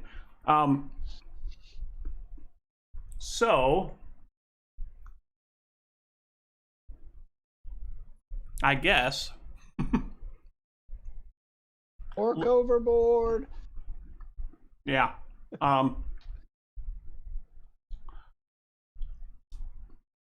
I climb back outside? You can make a break for the stairs. All right. If you wanted to take a dash at, well, let's see. You are basically here. If I do that, will anybody get an attack of opportunity on me? No, you are far enough. You could do it in standard movement. It's only 30 feet from you. Okay, for the so stairs. There. let's do standard movement to the stairs. Bonus action dash to get up on top deck. Okay. And then wherever that ends my movement, like I want to try and make sure that I'm not right next to somebody, but in close enough proximity that if I wanted to move into and attack someone, I could.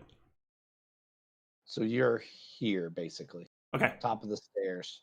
All right. On the little, just below the flaming mass with the ballista sticking out of it that looks like it could fall over at any moment. Perfect. That's exactly where I want to be. Because you love fire too, right? Fire, water, flying. Yeah, it's all good. All these things are great All for good. cat. All good. All right, Serial, it's your turn. You see the orc jump off the ship, lands in the water, and starts swimming after the guy in the water. I am going to talk to the dolphins and say, hey, help this person, and ask them to join her fight. Okay. But otherwise, They I'm say, going to continue piloting. all right. Furbold. All right. Well, I see a dog that's in danger. You So, do. The bloodlust is going to be at least partially sated. And I'm going to scream to the dog while running over here, which is my movement. And I'm going to say, you can trust the Birdman. Trust the Birdman. And I get advantage on charisma checks made to influence animals. Right on. So should I roll a persuasion on that? Yeah, roll a persuasion on that. I got a 12. Wow. He's less apprehensive, but he still looks a little, because his owner is right there, so he's boosted by his owner as well. And Well, let's see if we can't do something about that then. I'm going to thorn whip the owner. right on. This will end well. I got a 12 to hit. hits. You Oh, can see nice. He's shirtless, so Yeah, well, he'll take 5 damage and also end up exactly in the water. right there. Is that where you want him? Yeah, play of the game on Roadhog hook kills, man. Yeah, man. Sploosh. So without the owner there, how's the dog acting? The dog sees his owner go down, and he yips and looks a little sad, but he doesn't do anything just yet. It's not quite his go. So you'll be first. He whimpers. Hang on, I'm going to move my flaming spear also. Oh yeah, you bonus action your flaming sphere. Yeah, I'm actually going to run the flaming sphere through whatever hole there is in the deck. Oh God. Okay. I'm going to take it into the like ballista room if I can. Yep. Gotcha. Yeah, you can move it through there. It's a not a solid object. The deck is open there, so you can push it through there. Glad I moved. And so I guess I'm setting a lot of things on fire while this is going on. Yeah. Yeah, the ship is pretty well engulfed. The sails are engulfed. The mast is engulfed.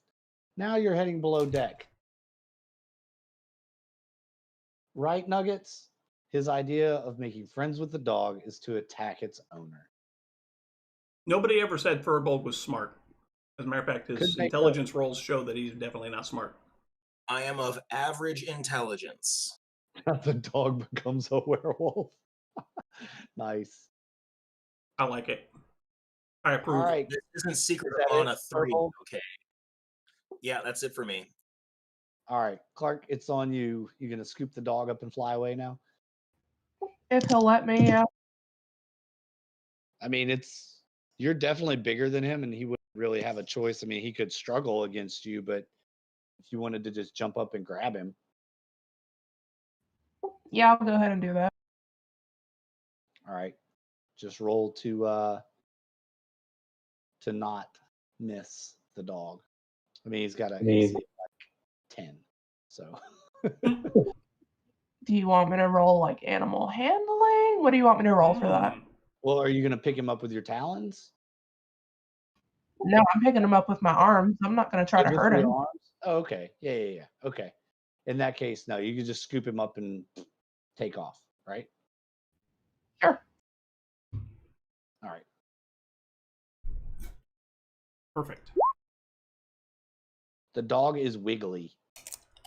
So as you're flying, he's wiggling around. Let's make a dex so you don't drop him as your dex check. As you're going across trying to hold on to him, he's wiggly and squirmy.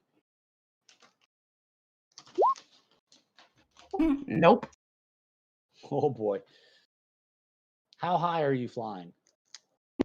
Not very far above the water or the ship, like right on the surface of the ships. Okay. You get just over your ship and the dog squirms and drops out of your arms and lands right next to Furbolg. I would like to use my reaction to catch the dog. All right. What are you going to do there? Dex, I guess, to catch a falling dog. Reaction. I got a 7. The dog lands on your face. Knocks you prone, and you are now laying on the deck with the dog on top of you. I see all this happen, and I say, bite the Furbolg. I'm going to set some food down on the deck next to Furbolg on the dog, and hopefully the dog will just get off of him and calm down. If Furbolg doesn't eat the food. I see where you all want this dog encounter to go, Nuggets. I see how you want this to go The down. dog pees on you. Dog gives you rabies. Furbolg, with the dog so close to you, you notice he looks kind of underfed and a little neglected. Peter the puppy from Earthworm. Nice. This won't do at all. And it's the pirate's turn. And the dog sniffs the food and immediately eats. Nice. But then he is in a kind of a very defensive, unfamiliar situation, and he just tenses.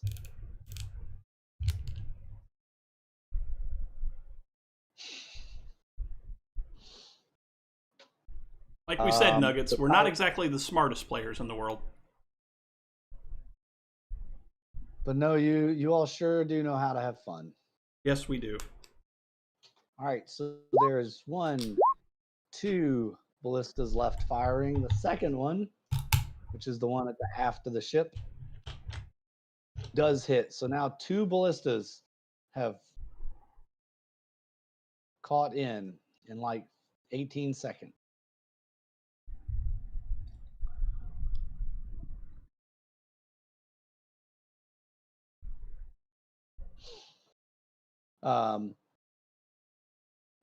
Most of the pirates are starting to run up the stairs past you, Vale, Attacks of opportunity. and jump overboard because the entire lower deck is on fire. You How many roll lines? perception. Okay, perception. Go ahead. You go first. All right, so 15 on my You perception. smell the distinct.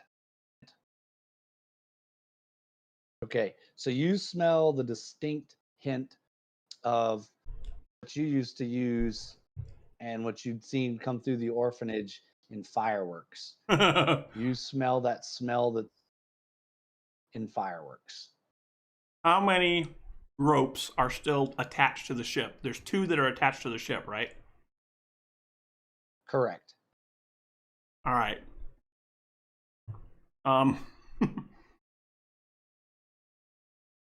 Don't worry about the fire. Get the dog. Yeah. Pretty much.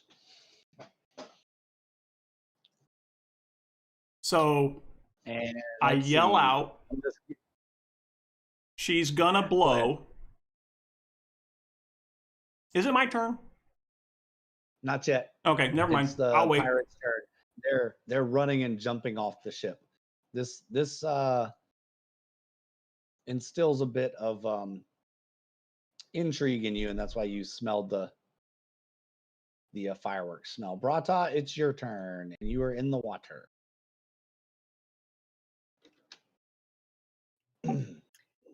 All right. There are dolphins around you that are kind of underneath you, and you feel a surge as they push you to the top of the water, and one under each of your feet. You are standing on dolphins. That's fantastic.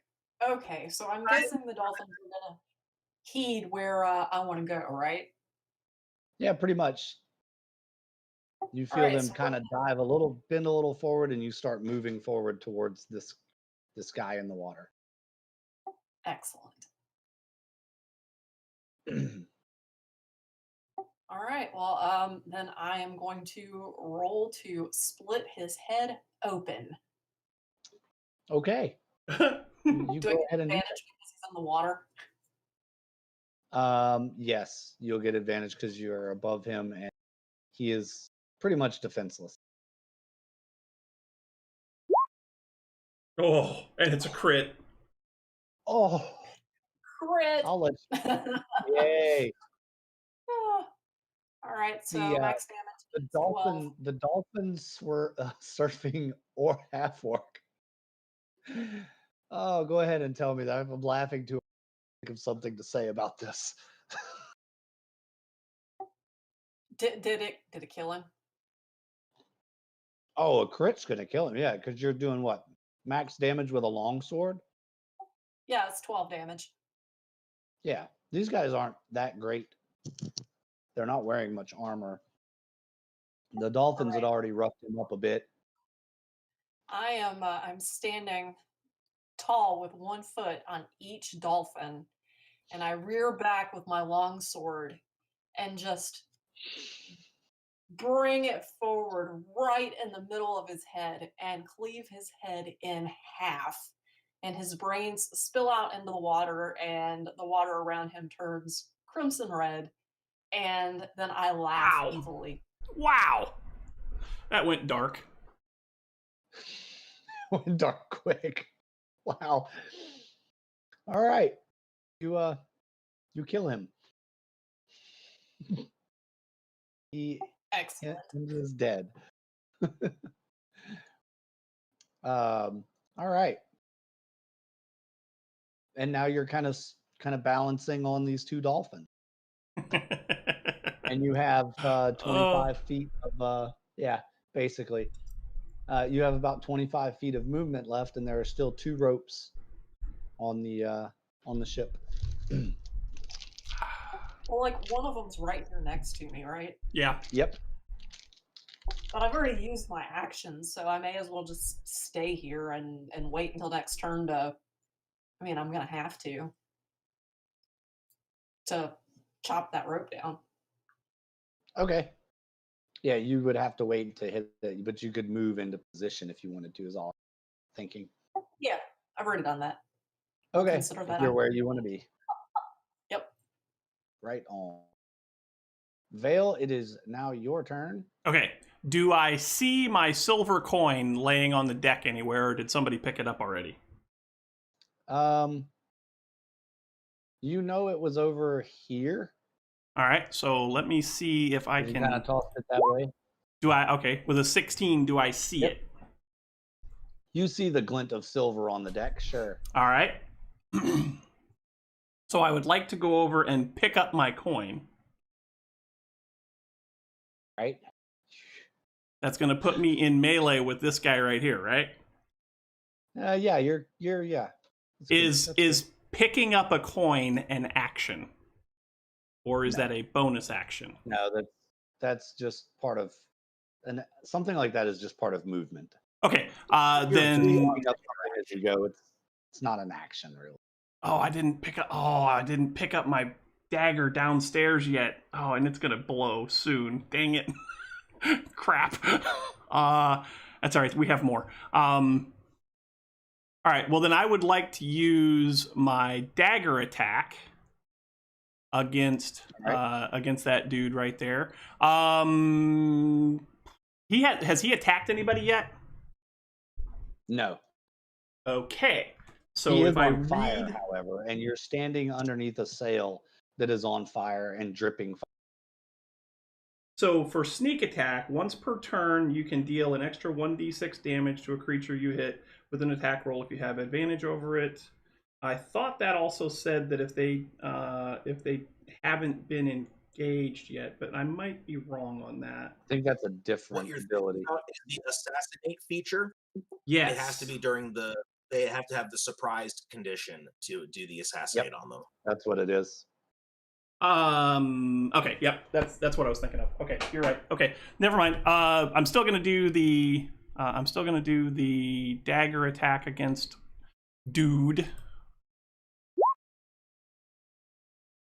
18. Family heirloom +6 piercing damage. So 6 damage. Plus he took fire damage earlier.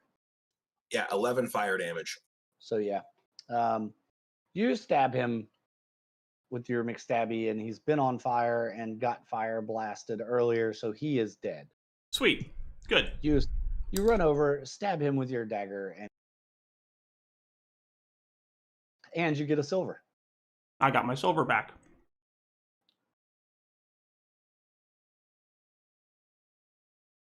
That was 10 feet. You have... Ooh.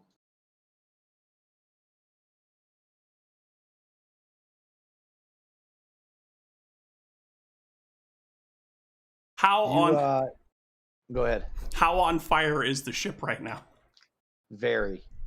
You're starting to hear the boards beneath you crack and creak, and you feel heat building underneath your paws and your feet. Not to mention the fire raining down from the sails above you.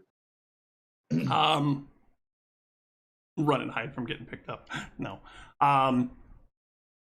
So I've moved 15 feet. That means I've got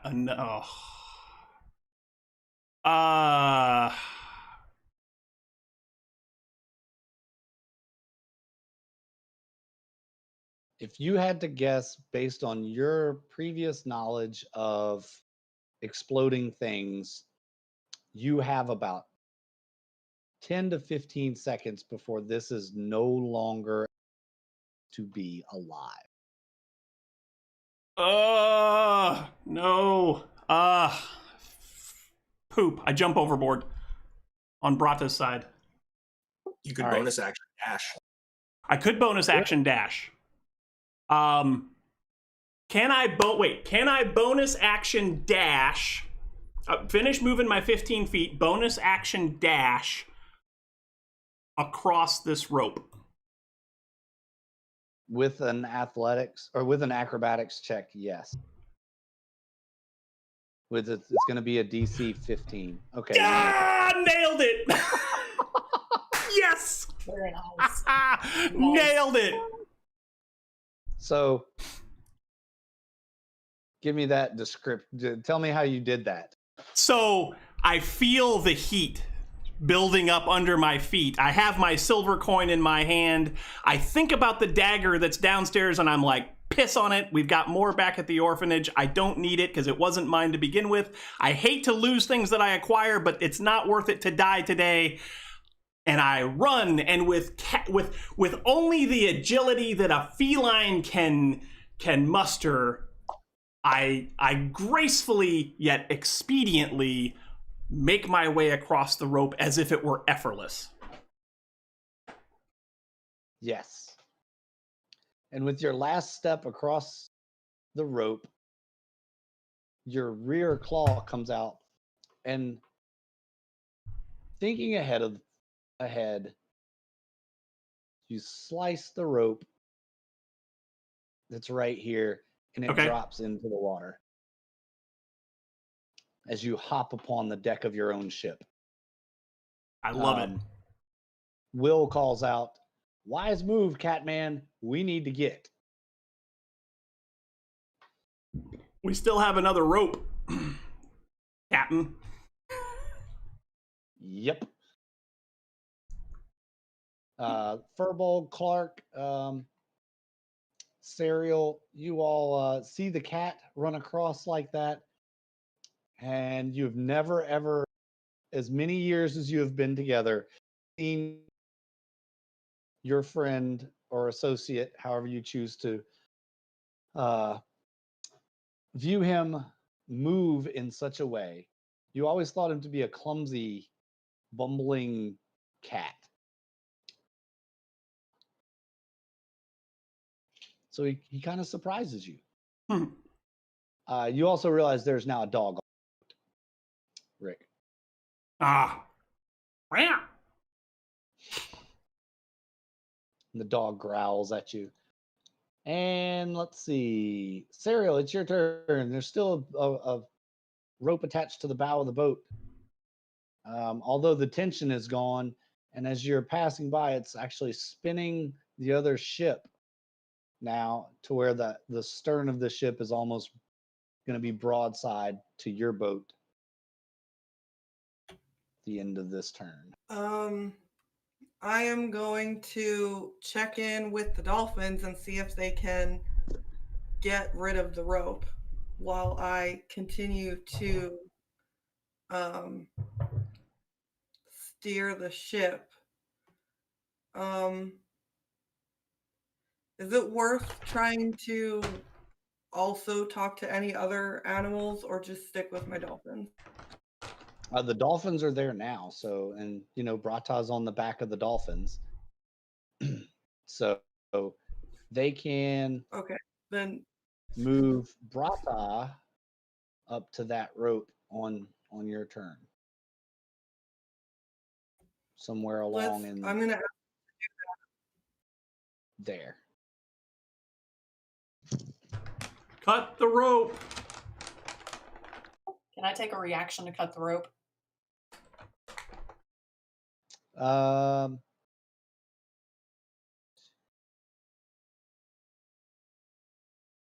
Yeah, you can use your reaction to cut the rope. Treat it similar to our attack of opportunity reaction. You cut the rope. Yay! We're free! And as you cut the rope, you see the ship kind of turn to the left away from you. And the rope splashes in the water. The dolphins turn you and chase the rope with you. Furball. Having this dog has abated my violent rage that had been overcoming me. And so I am going to use my action to feed the dog a good berry. Okay. And then for my bonus action, see here, the rope got cut, so I guess I don't even really need a bonus action.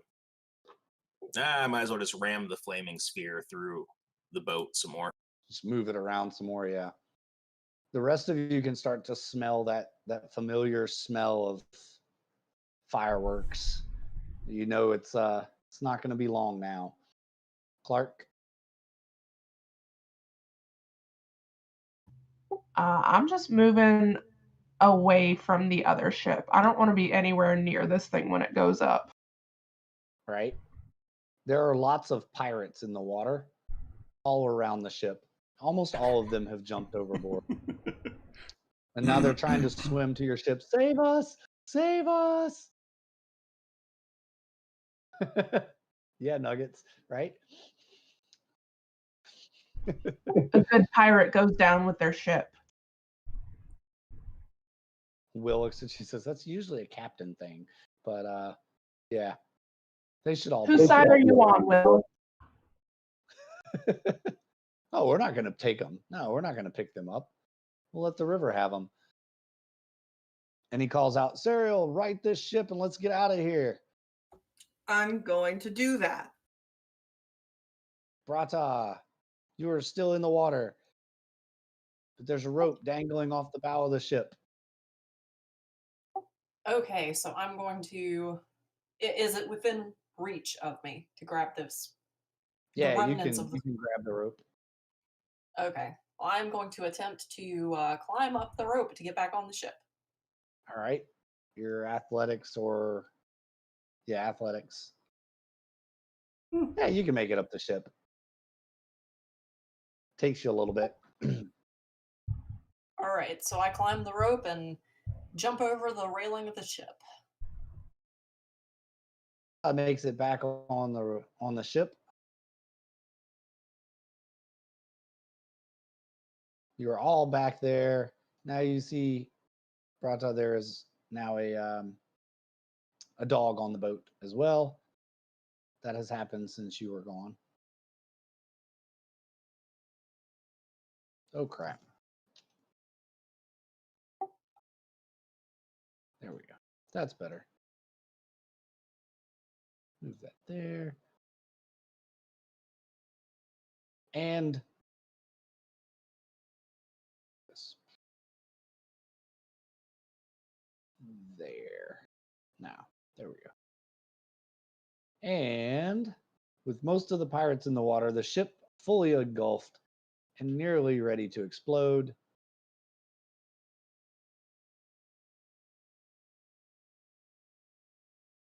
You all make your way on past the ship.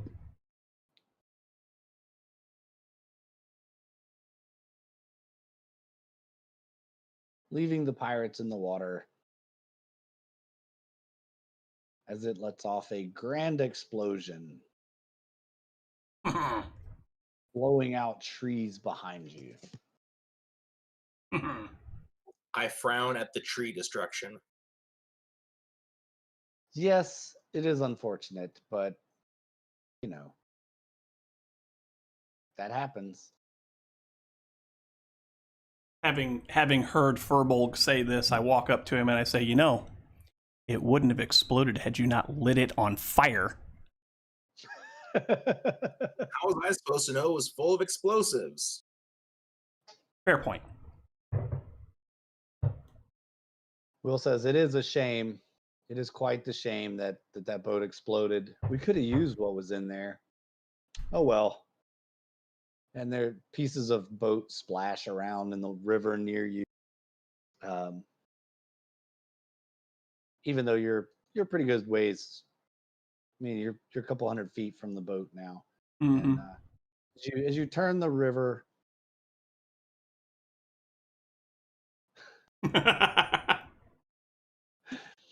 as you turn the bend in the river and put the smoldering heap of a ship behind you, you're able to take a breath and rest. It's about midday. Battle took quite a while. But you're just kind of hanging out on the ship now. Floating down the river.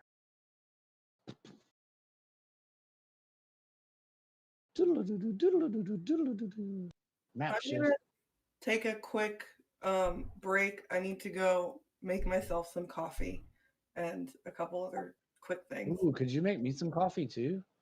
I could. You might want to ask the person that's living in your house, though.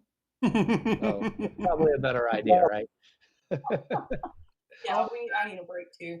So All right, let's Well, take 5 I'll be real back. quick, or a couple real quick while we take a quick break. In the meantime, the rest of us, or I can actually open up the chat to the viewers and take some questions and offer some feedback to us. What do you all think? How do you liking the story so far? Where we're going? What's happening? Is there anything you would like to see us do? How about Can't promise. And how but- about that nimble tabaxi, right? Like that's awesome. You need some vodka? Okay. All right. Silver. I think you can find some probably in your kitchen, probably.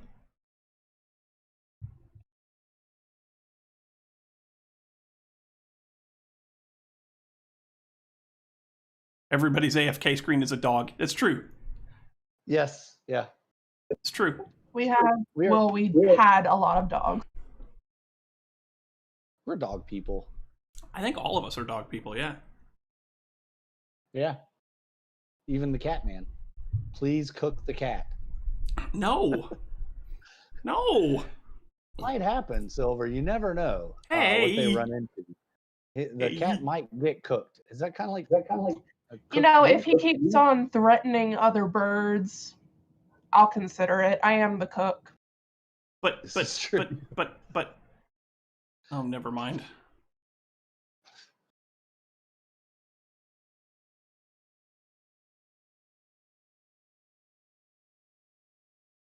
First he wanted you to eat the dog, now he wants the cat. Hey. Yep. Yep. That's Silver for you. Just never know which way he's going to go.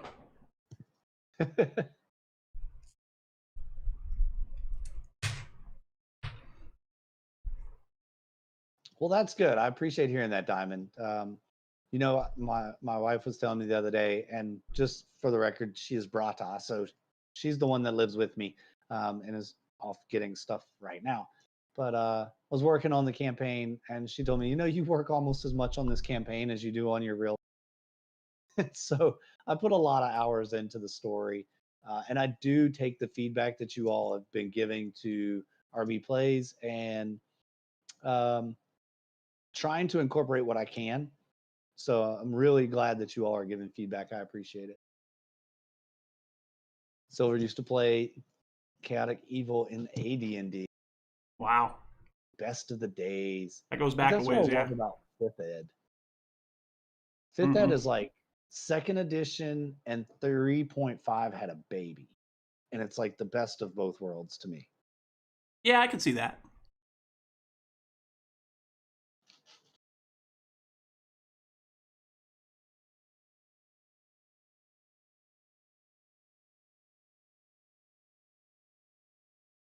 Destruction to RB and eating odd things. Yeah. And pancakes. And yeah. pancakes. Yep. Yeah. Well, you know, this group's been playing together for a few years now. We're about a little over 2 years. I've been playing with RB for 10 years. Yep. I was gonna say at least 7. At least 7, but probably between 7 and 10. I don't even count anymore. Yeah. In different groups and just RB's never been the butt of the joke, you know. So now he gets a turn. Yeah. Oh, Silver, you got a group? Yeah, he does. Playing, what are you playing? Is it 2nd Ed or 5th Ed or somewhere in between? Wow, you guys are gonna play Friday through Sunday? That's dedication right there. Hey, I've done those long weekend, long campaigns are fun. They can be. You know, like a whole campaign in 3 days. Nope, never Nuggets. I was always the one that was quiet and in the corner, and you should watch him stream more. Yeah. Yeah, I know on his streams he's the butt of the jokes, but not in my campaign. He's always been the he's always played a sneaky character, but Sneaky, deliberate, behind the scenes, try not to draw too much attention to myself, just get the job done. Yeah. basically.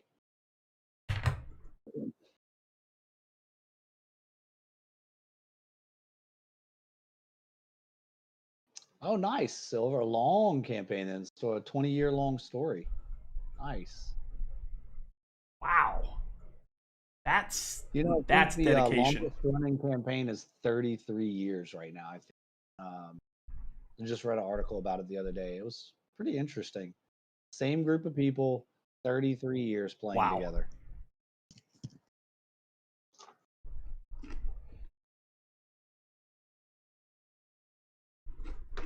Are you the one that runs the game, Silver? Are you the DM?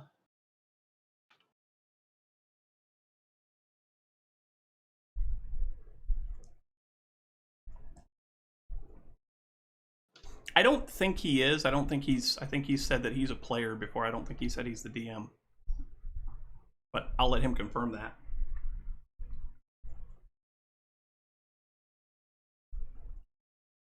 I'm pretty sure that out of all of the subscribers on my normal YouTube channel, Silver's been around longer than anybody else that's still active. Wow. There's a Okay, couple so of them no, that are not a- close, but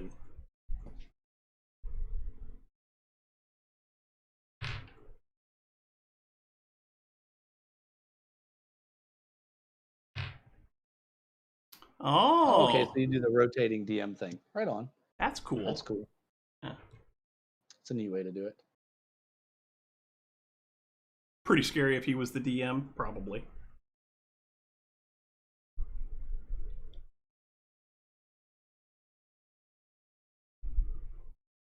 Yay, doggo! On-screen I'm doggo. going to take a quick pause as well while we're waiting for All right. Rata to get back. I will be right back as well. All right.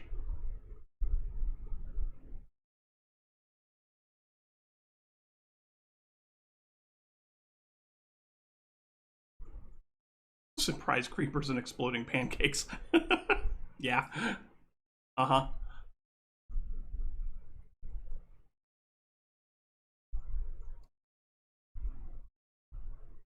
I gotta be honest, y'all. I wasn't sure that dash action across that rope was gonna work. I was pretty sure I was getting wet. Some days the dice will get you, and some days they'll not get you. I mean, hey, depending on how far off the water we are, throwing whip doesn't have to be used against a hostile opponent. Yeah, but it does damage, and I didn't want to take damage. You can take D6 damage. I've got good berries. I suppose. You're a nice DM. All the players live over 1 day, maybe even stay alive for 2. Okay.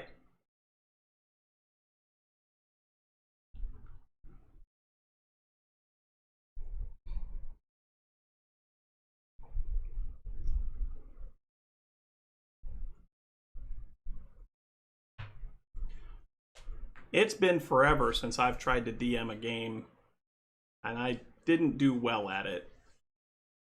I'd much rather prefer to just be a player.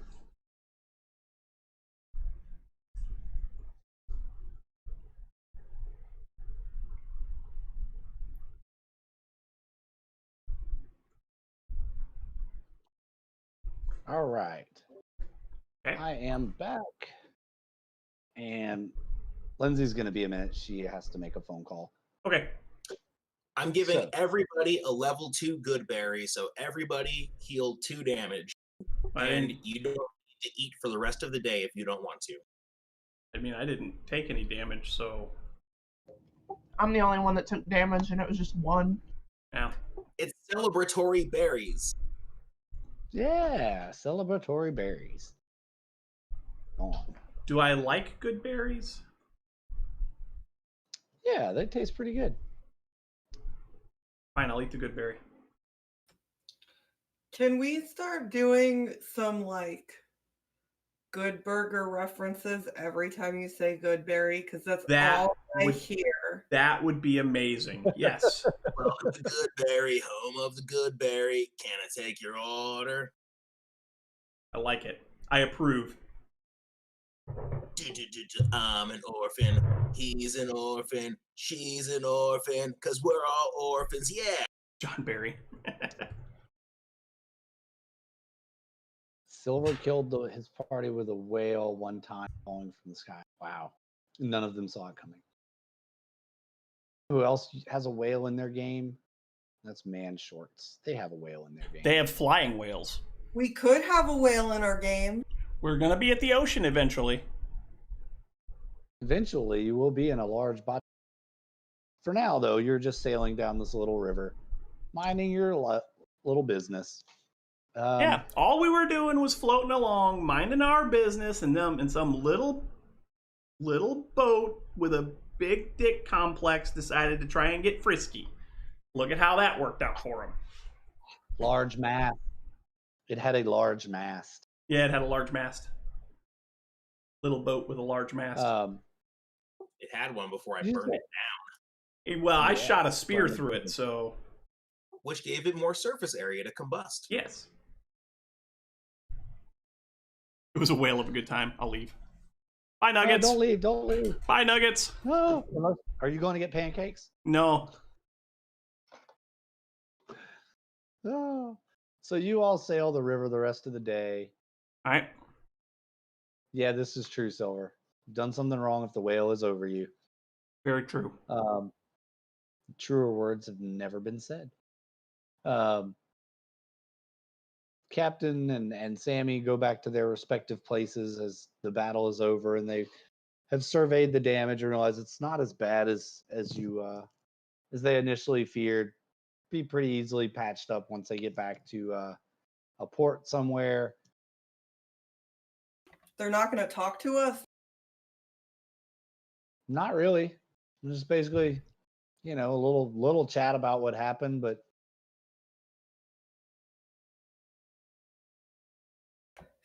yes. Well, I think we need to have a talk with Will about some rinky-dink little pirates knowing all about him and being afraid of him. Yeah. Oh, okay. Well, you want to have that conversation?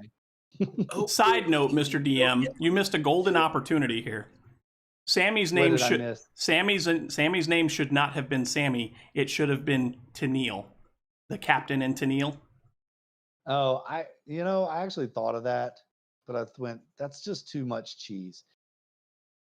And for me to think that's too cheesy, That says a that's lot. saying a lot. So, but if you notice the names, there's kind of a theme with all of the names in the game. So Mm-hmm. it's a little Easter egg I've put in there. Mm-hmm. So as Will turns to head back to his quarters, what are you going to stop him or try to talk to him about what just happened? Yes. Hey, what gives? What do you mean? Why are they afraid of you? You're I just told you, I'm infamous. I'm known all across the land. I've been to every port in every city. I know all the oceans and all the rivers. I told you, I've been everywhere. Everybody knows me, except for apparently you. But why do they fear you? Well, Yeah, you don't exactly just put off say- that fearful vibe, you know? yeah, I don't know. It's something that's always been a part of what I've done, and the folks that came across my father feared him, and his father feared them. It was just, the ship's been in my family. Some say it's the ship itself that they fear, not the captain. But the boat. No, I heard them call you by name. Wow, they actually said my name. Wait, wasn't it Sammy that they were afraid of? No, it was the captain. No. Okay. I've mapped everything. I don't know why they're afraid of me necessarily. They really said they were afraid of me. Wow, that's great. I love to hear that people fear me, and that means they respect me. I can see you guys going somewhere. With a crew like you, I could actually be somebody around here. And with that, I turn to walk away. Go to the bow of the ship and look for rocks again. All right. He said, but no, I don't know why people fear me. I'm just a ship's captain. I'm a cartographer, for crying out loud. What do you have to be afraid of a map maker for? What does Sammy have to say about all this? Sammy's just kind of looking along, like, yeah, it's always been this way. It's more the ship that inspires fear than the captain.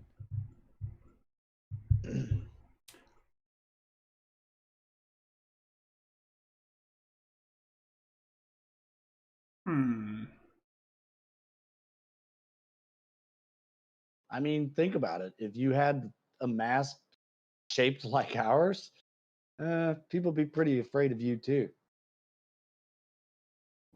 You've never What's it noticed shaped like? before, but you never really noticed before. But when he points it out, the mast is that of a giant erect penis, and Clark is sitting on the top. Seriously? Mm-hmm. It's Damn the good it. ship Venus.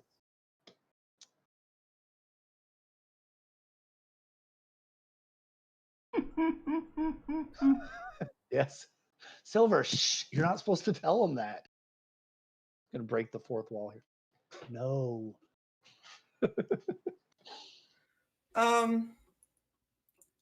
So it just instills fear in people. They get envious. It's good I'm shit, just good gonna shit. shake my head and fly back up to the crow's nest. I'm done with this conversation. None of you've heard the song about the ship. I can't believe it. One day, you'll hear a bard sing about this ship, and you will know why people fear us.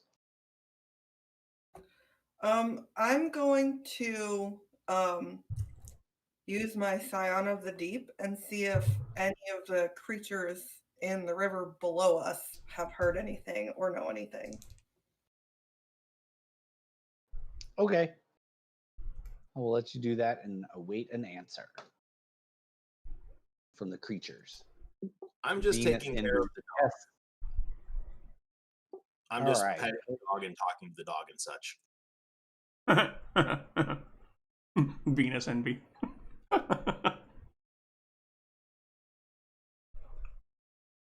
So use your animal handling to see if you can bring the dog around to more of your buddy. Mm-hmm. Guess who's rolling a nat Quite 20? easily. So you spend a little while with the dog, and sure enough, he comes right around. He's a big, lovable hunk of a dog. You've fed him and given him some good berries and all that good jazz. So looks like you have a new friend.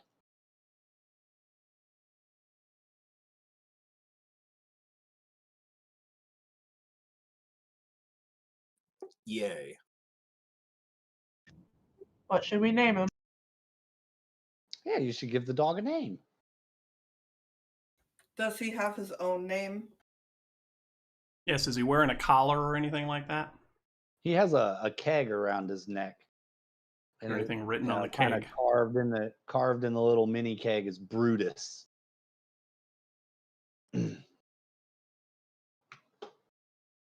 He doesn't really look like a Brutus.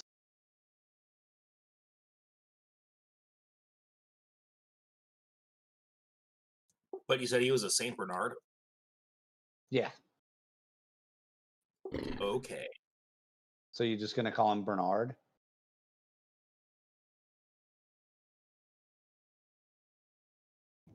What's wrong with His name Brutus? should be CEO. CEO dog. Yes. I like it. We'll call him CEO Dog. He's not a CEO of anything, though. We have the shipping company. Oh, that's too much. A regular old dog can't be the boss of a shipping company. Sure he can. He doesn't have to be the boss. He just has to be the figurehead. I thought the figurehead was a penis. That's the ship. No, the figurehead is of a whore in bed. The Mast is an erect penis. Boy, you really stretched out on this ship, didn't you? Mm-hmm. It's a song. If you want him to be the figurehead, we could always just call him mascot. Mast Scott.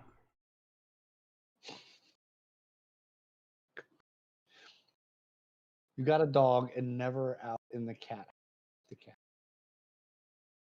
Anything can happen. Anything can happen, especially when we play. What if we name him Slarkrathel? How do you even spell that? Name him what? Very carefully. It's the name of my patron, Oh, right. No. Slarkrathel. No. I disapprove. Well, I disapprove you. That's okay. I got. Oh, by the way, I got you this ring. Here's your ring. What does the dog want his name to be, or what's he used to his name to be? Brutus? Yeah, Yes. it's Brutus His name- is inscribed on his little thing on his collar. Here, an This is important pirate distinction is that I can't understand the dog back. Well, if he's Hmm. used to being called Brutus, though, we should just stick with Brutus. Yeah, dogs are dumb. They'll answer Makes to whatever you call them.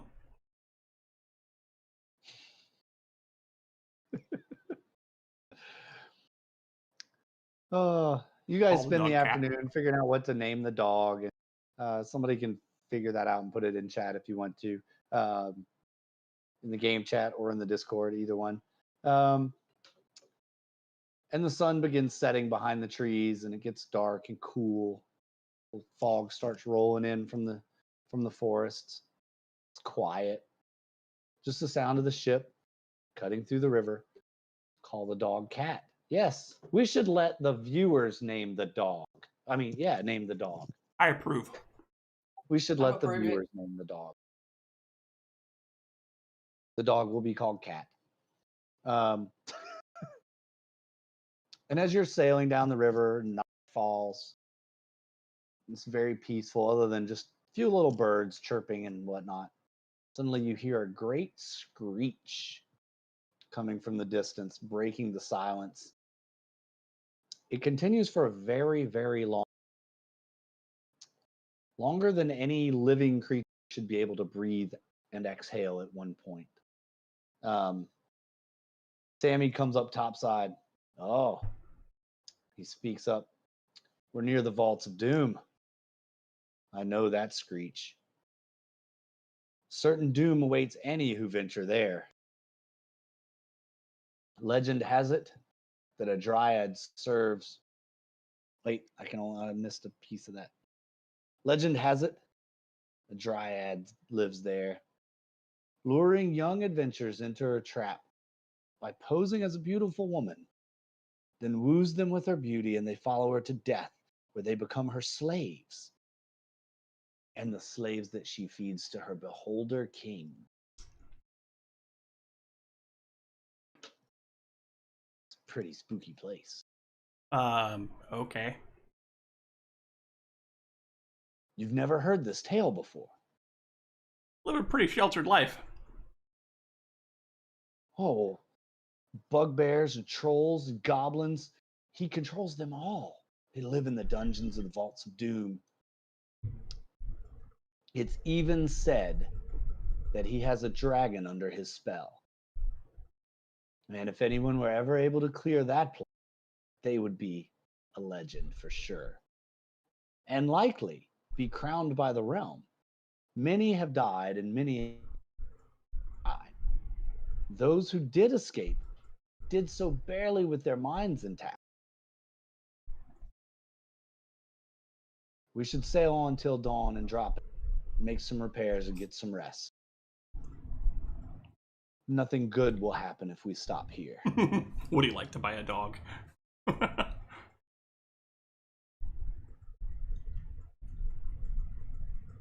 Welcome back, Nuggets. We're letting the viewers name the dog. So if you have a dog name other than Brutus, which is his current name, we would like to let you all be a part of the game by naming the dog for us. At this point, everybody needs to make a perception check. Okay. The night air is cool and crisp. 16, 10. For a Right. +7 perception, I'm rolling really low today. Yeah. Yeah, your rolls are pretty low. Your rolls are pretty low. Cyril, you feel as if something's standing behind you, breathing on your neck. I'm gonna turn around and see if there's something behind me breathing. You start to feel as if you're being watched. All right.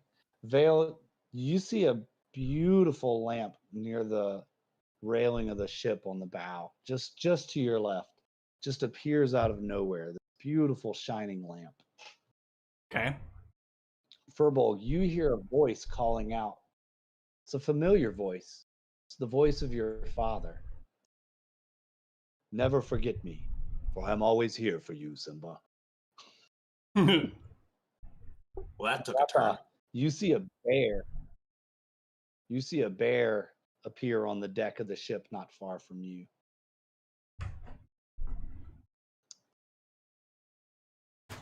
There's nobody behind you. You don't see anyone around. But all of these things only you can see. Each of you see the others looking around at things. Do I see or hear anything? You have the very strong sensation that you're being watched very closely and intently.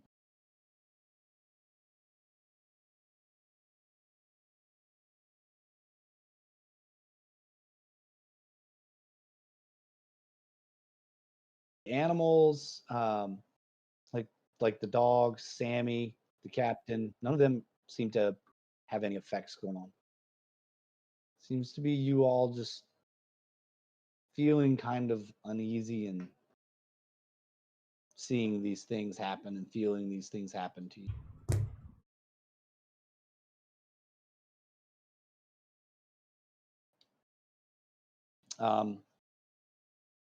As you get a little bit further out, the feelings kind of start to wane. You all agree that that was very, very, very strange. Harry Potter. And you look around at each other. Sammy and the captain have gone to their respective quarters. And each of you agree that pretty darn tired. You've been up a really long time. It's getting dark. And you decide that maybe you should set up a watch and take short rests throughout the night so you can all get a little bit of sleep at least. Okay.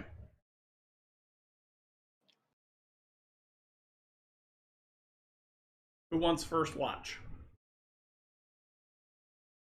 I'll take it, and I will keep watch with our new dog. Okay. Should I stay piloting, or whoever's on watch is going to also pilot? Yeah, you can show everybody how to just kind of steer the ship. It's pretty simple once you show them. So you can show whoever needs that watch and they can teach it on. Okay. So I will teach Frobolg and then take a rest.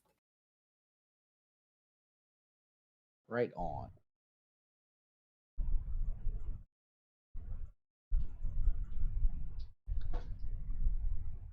Pretty much the night passes uneventfully,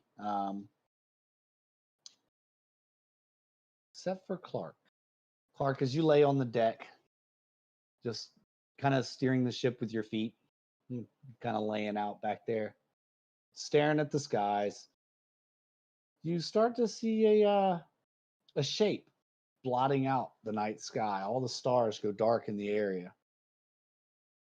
And it takes you back to a time where you're reminded of being at mountains in your village, far away from all the troubles of the human world, all the things like pirates and dogs and having to rely on other people for your well-being. And you yearn to return there one day, hopefully to reclaim the lands in the mountains that your tribe was so violently removed from. You look over to your left and you see Furbolg.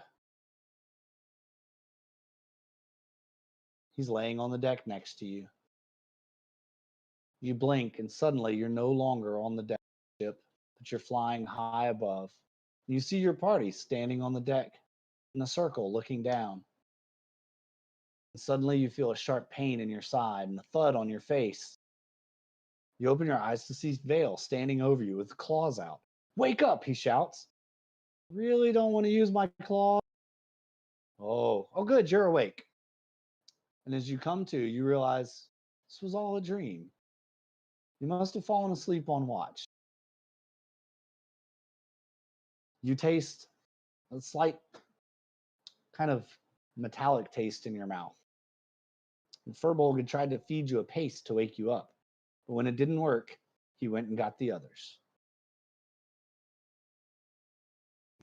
So now, What did you feed me, Furbolg? Hmm. What? Why am I supposed to wait? I didn't know.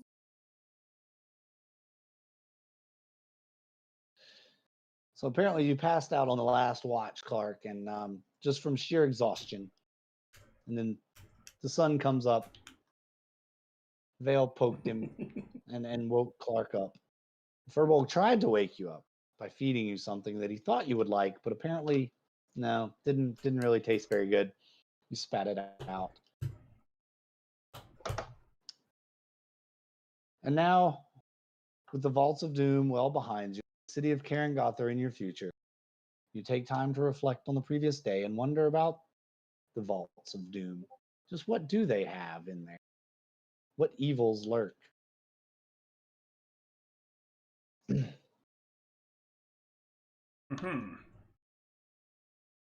if there's anything shiny in there.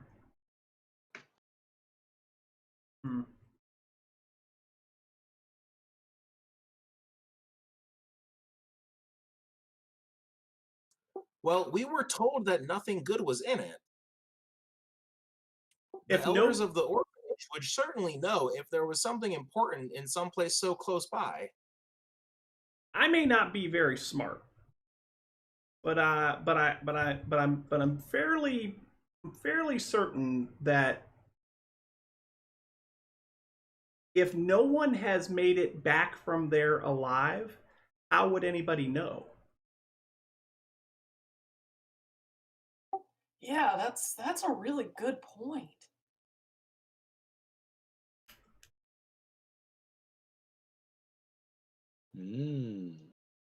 Plot thickens. Kind of like pancake batter. Kind of like pancake batter.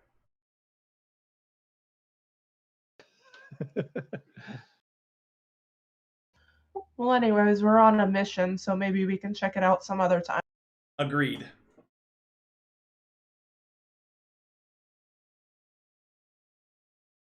Mental note made. What was the name of that place again? Vaults The of Vaults Doom. of Doom.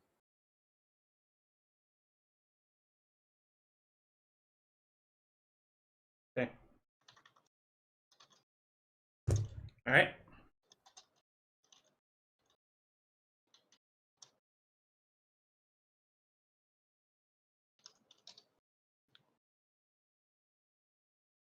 All right. So you sail on the rest of the day, pretty much. Not much goes on. Get through the river. You get towards the late afternoon. Sammy comes up because we got to stop here. We can't port till night. The ports aren't open until it's dark. So I'm Okay. guessing you all have never been here before. Nope. Seeing as you had never been to Troutberg before, then I'm going to assume you guys have never been here before. The place that you've asked us to take you is not the most friendly of cities. I don't know what business you have there, and frankly, I don't. It's none of mine. But it's a pretty rough place for some young kids like you. So just watch yourselves. I mean, did you see how we acted with the pirates? I think we're good. I think we're okay. I really don't. I wouldn't call those pirates.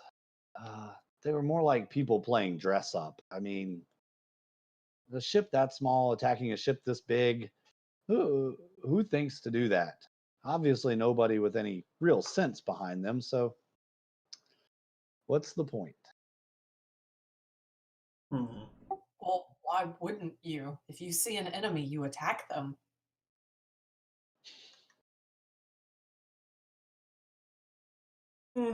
Very true.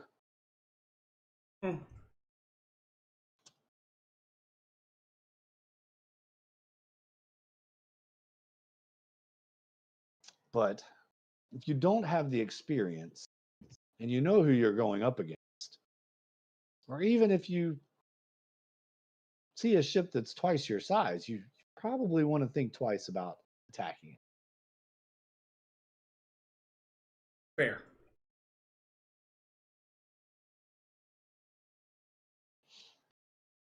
I'm not sure I understand. So if Come. something's bigger than you and stronger than you and has greater chance of success than you, you're not typically a person would not attack that thing.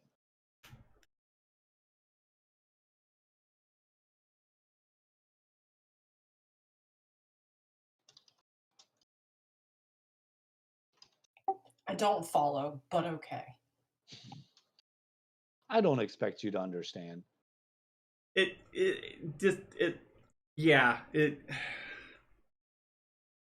Lot of this, not a lot of this. Great person, but strong like bull, smart like streetcar. I think we've already proven that none of us are very smart. Ramming speed. So we should attack, yeah.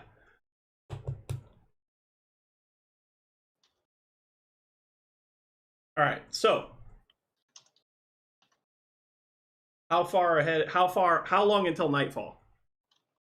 It's just a few hours until nightfall. It's getting duskish, and all right.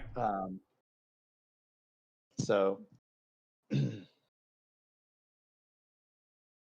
all right. Where's the captain at right now? Is he in his quarters? As far as you know, he's in his quarters. That's the last place you saw him go. And where is Sammy? Captain's quarters are, the door to his quarters are here. Yep. Sammy came up, told you all what to do, and he went back down below deck. Okay. All right.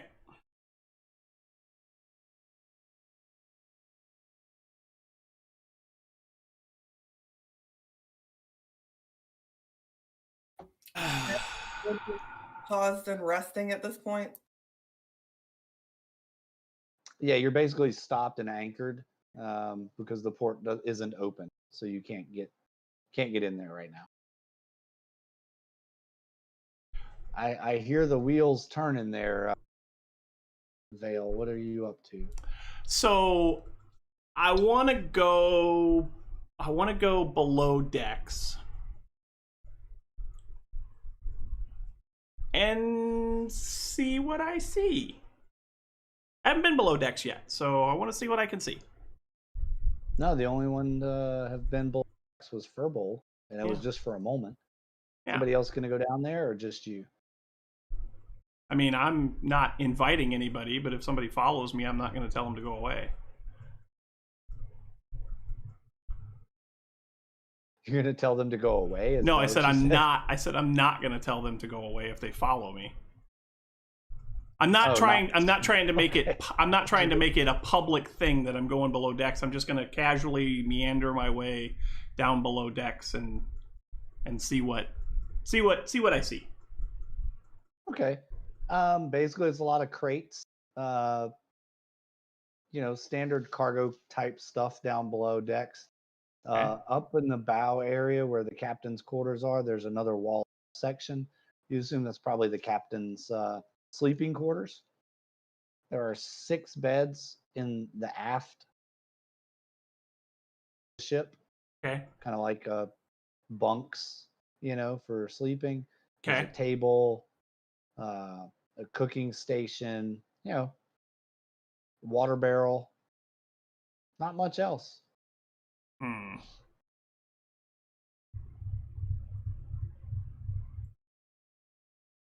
Nothing shiny, nothing catches my eye, nothing. Nope.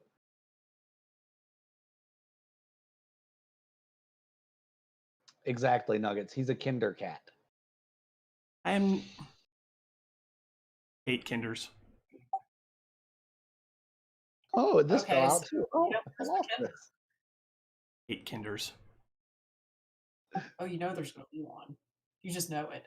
Oh, there has to be at some point. There has to be. There always is. Steal the bottom of the boat.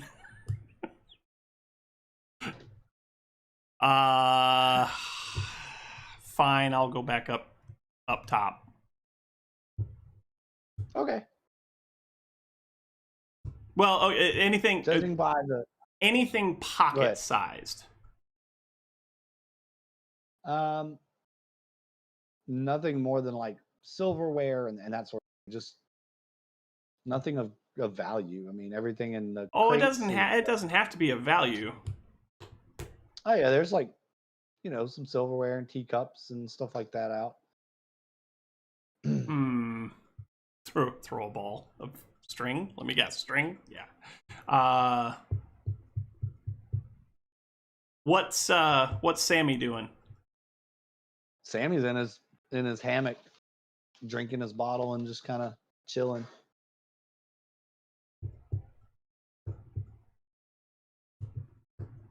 What is Sammy's proximity to the silverware that's just laid out down there?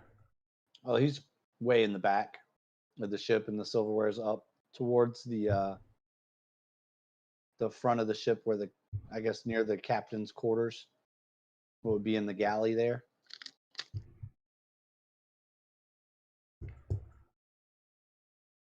I would like to.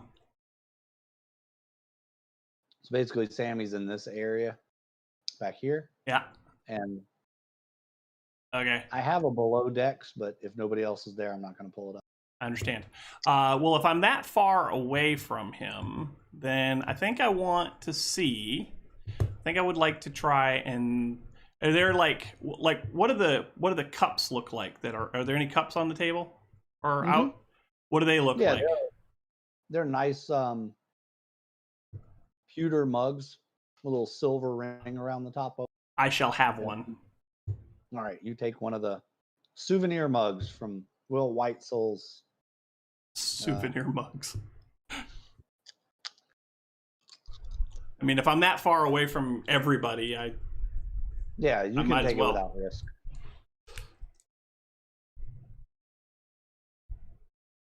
You can take it, but can you keep it? Oh, I'm definitely keeping it.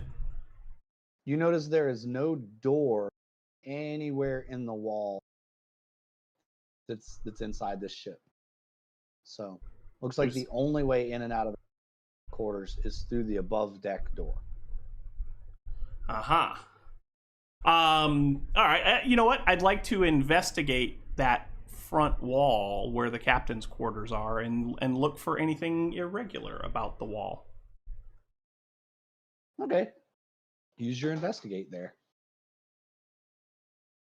A pack full of dishes, yeah. 9. You don't really see anything. I didn't know you spoke German. I do speak German, as a matter of fact. So, yeah, you don't really see anything unusual. That wall looks like a wall. I found a wall, guys. I found a wall. Clink, clink, clink. Jingle as I Is walk it around the cold? decks. I didn't take any silverware. I just took a cup. Took a mug. Silverware's And too the rest loud. of you are just kind of hanging out up top deck, not doing much of anything. Can I see if I can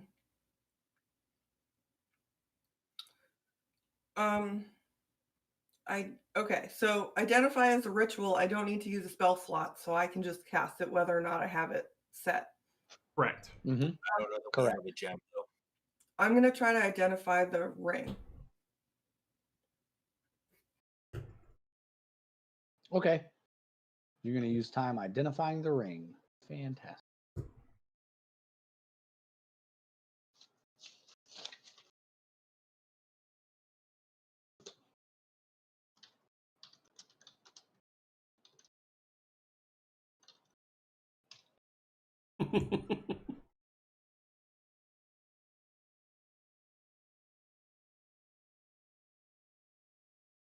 While you guys are identifying the ring, I'm going to use the restroom. I'll be right back.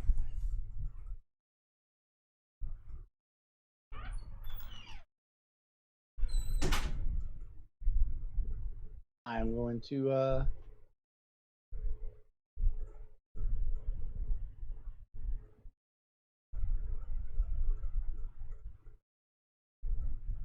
the information here now.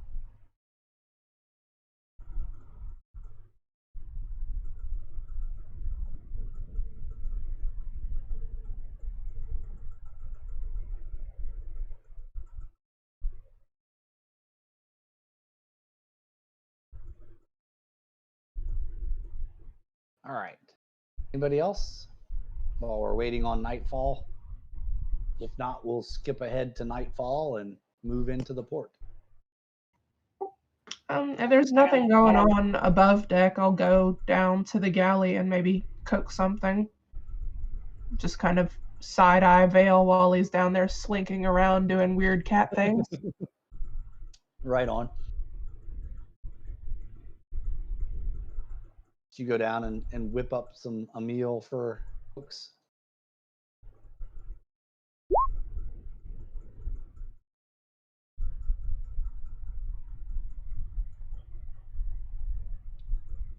You make 6 Oh, granola that didn't really go. No, I rolled a 6 DC to make. Oh, you granola, rolled a 6. So, yeah. Didn't really go. They just You don't have the right kind of oats on the ship. it's kind of more of a gooey mess. So they're edible. They're not going to give you any benefit. I'm back. Welcome back. So what was the ring? That's up to Serial if she wants to tell you all. Fair enough. Okay. Wait, throw water on the cat? Don't throw water on the cat. Too late. Oh, You're wet. dang it. Clark's down in the galley next to you now as you're slinking around the captain's quarters walls.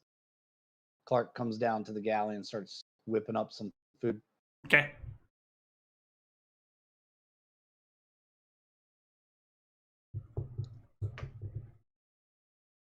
Furbolg is playing with his dog. Serial's casting a ritual. Brata is probably swinging a sword. Sounds about right. All right. Well, if you all aren't going to do much anything else, then we will move along. Okay.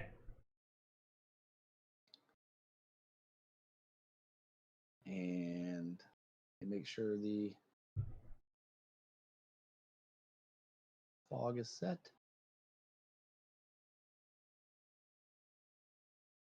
Do I hear her whispering? I don't know. Do I hear her whispering?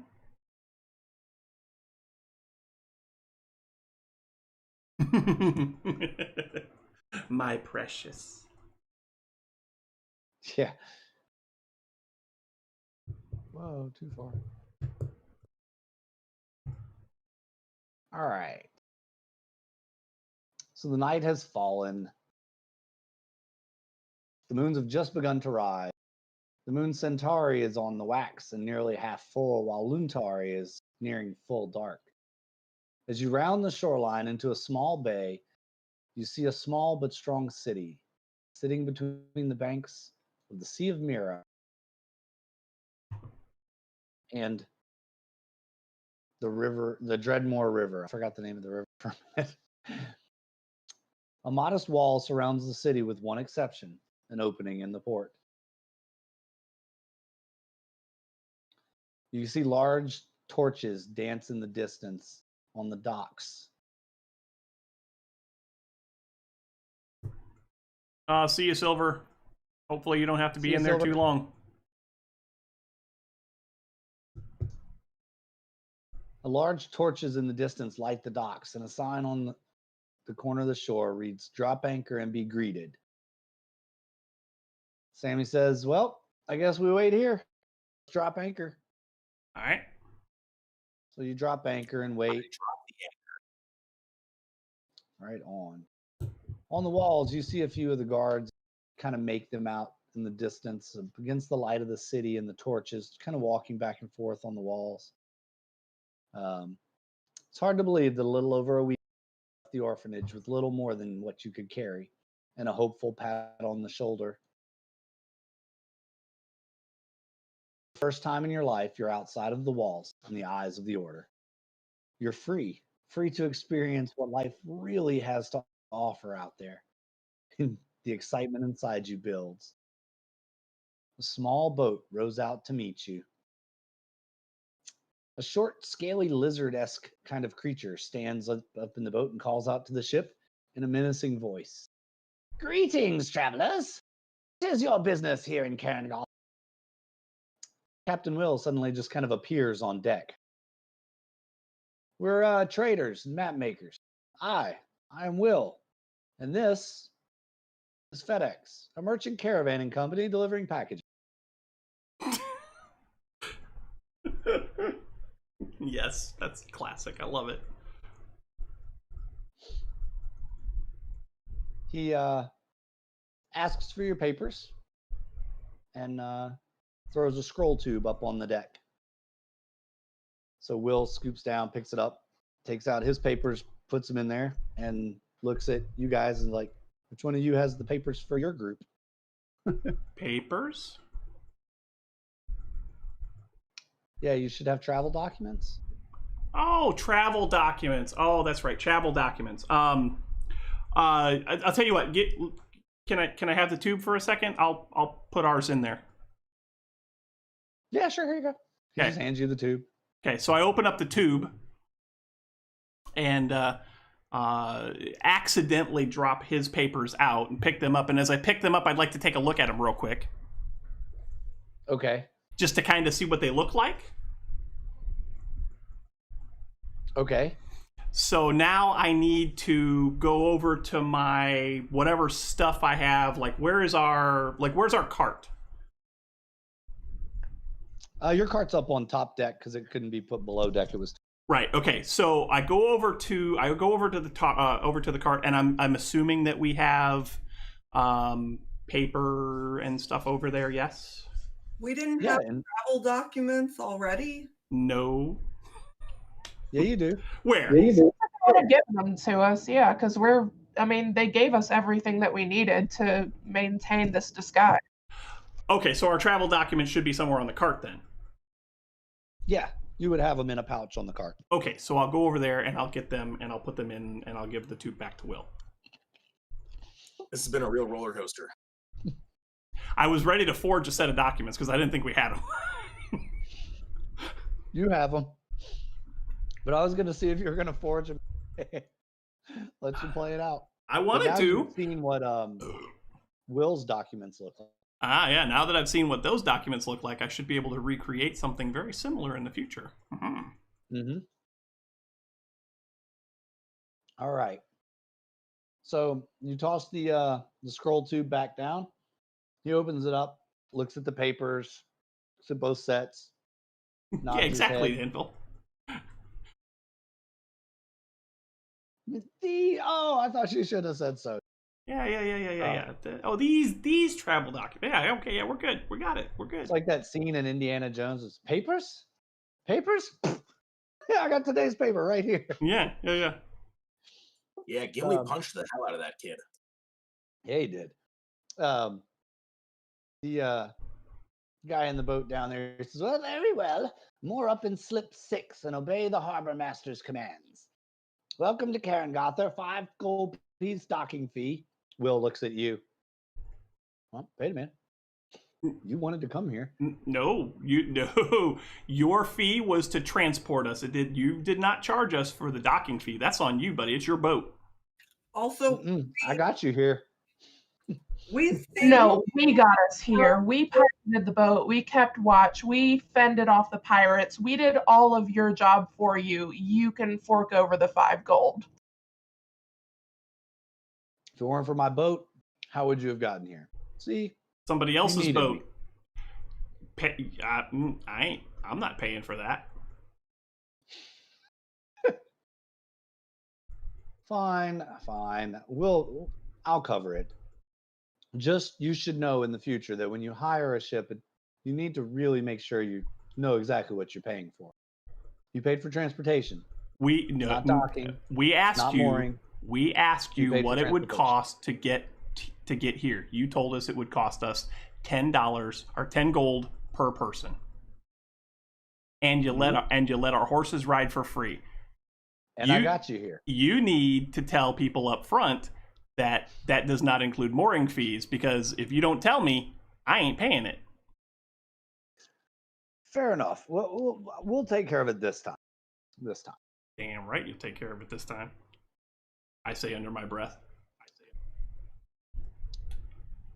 As you slowly roll into the port, you and as he gets ready to pull off, you toss he throws the nope, we're not at the dock yet. We're still in the harbor, being met by the river pilot.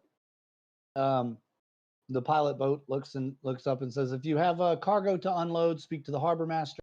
There may be additional fees for that as well." He sits back in his boat and it begins to row away. As you approach in, you notice a large minotaur standing on the dock, shouting at all the dock hands as they unload a ship. You get close. Sammy throws a line to a waiting dock hand, and he heaves and pulls you around in the slip. And dock workers and Sammy tie off the boat, and he motions towards you all to send out the gang. Okay. Come on, mouse. My mouse keeps dying on me. I think my batteries are dying.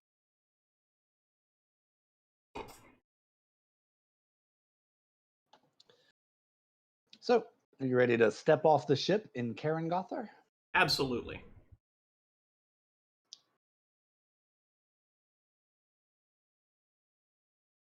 As you step off the ship, actually, as you are pulling into the docks, a smell hits you like none other.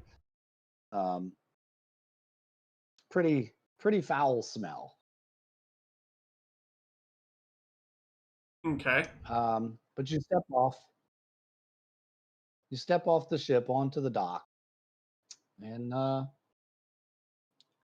as each of you step off, you feel as if a slight wind pulls through your body, almost as if you're like walking through a real thin, finely veiled curtain. Okay.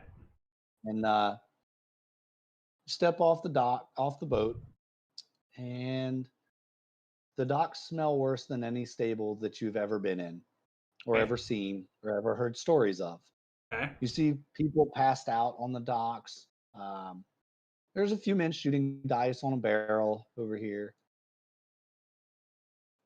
There's 3 goblins playing with a cup, and all sorts of debauchery happening on the docks. It's just things you never would have thought you would have seen.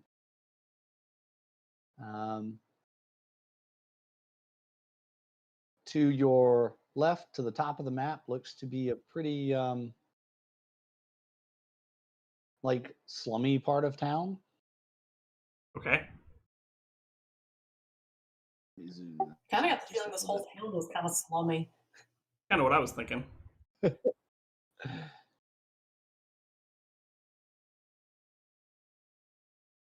Open up some more of the map here so you can see a little bit more of the town. There we go. A large wall basically blocks off part of the city from the docks in the south. It's just not 2 goblins, 1 cup. That's right. Ugh. Sorry.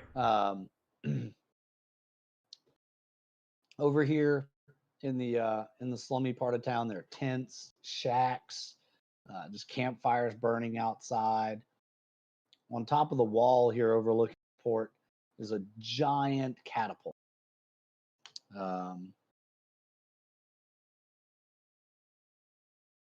Looks like it's probably one of the main defenses for the port. Okay. As you look the other way, road kind of turns off, and there seems to be a very large building, 2-story building outside the walls, well, between the 2 walls, between the port wall and the main wall. If you guys head over that way, or where do you want to go? Well, I guess I want to talk to the. I guess I want to talk to the dock master, and I kind of look at the rest of the group and I say, just kind of play along with me on this, okay? Oh boy. Okay. You guys gonna play along? We'll see. Sure. I'm gonna For hang now. back and just see what happens. I'll play along, friend. Knew I could count on All you. right. Yeah, so I need to talk to the dock master. Where do I find the dock master?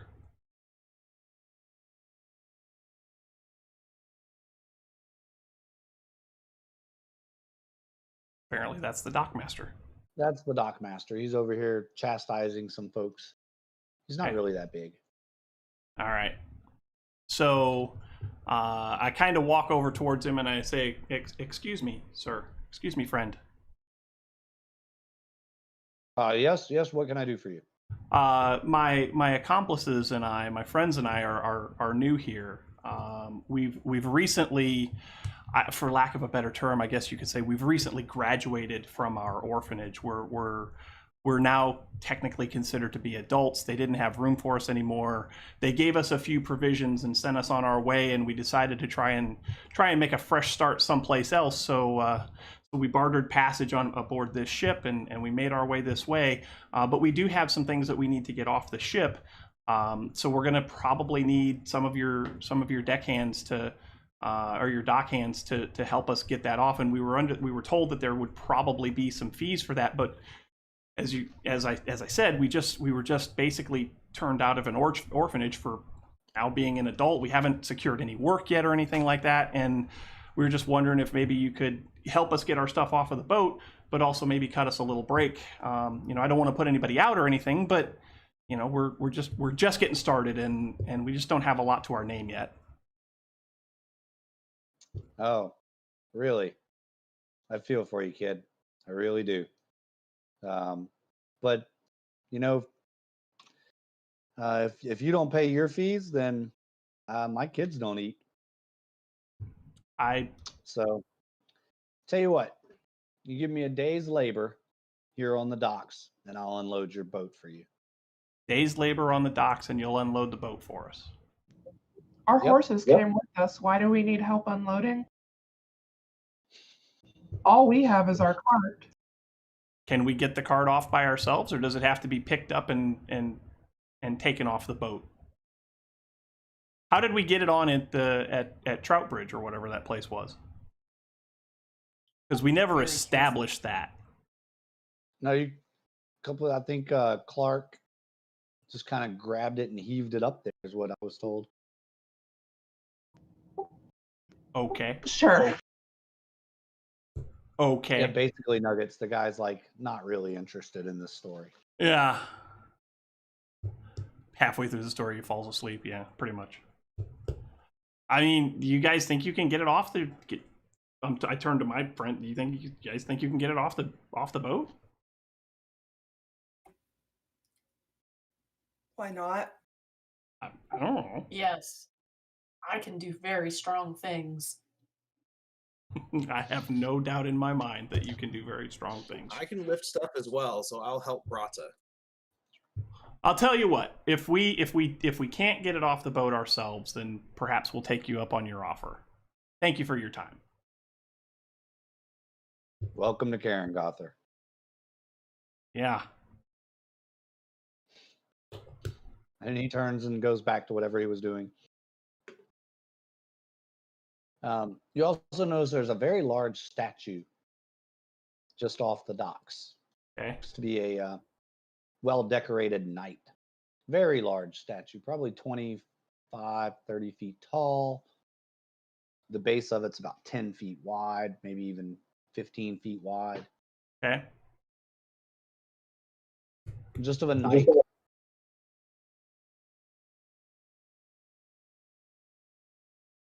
Vale, is your token on here? I don't see your token on the map. I don't either. Thought it was on there. Oh.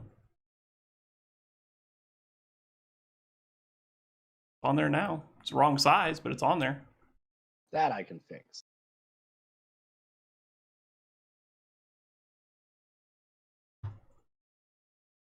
I can fix it. I always miss one token. You know it? It just had to be mine. This time. Yeah, this time. It'll be somebody else next session. Probably, yeah. Oh, there we go. Here you go. So, you guys want to explore the docks a little bit, head into the slums, go over the other way. It's Is there a evening. plaque or something on the statue that says who it is, or is it just a random Nope. night? Just some.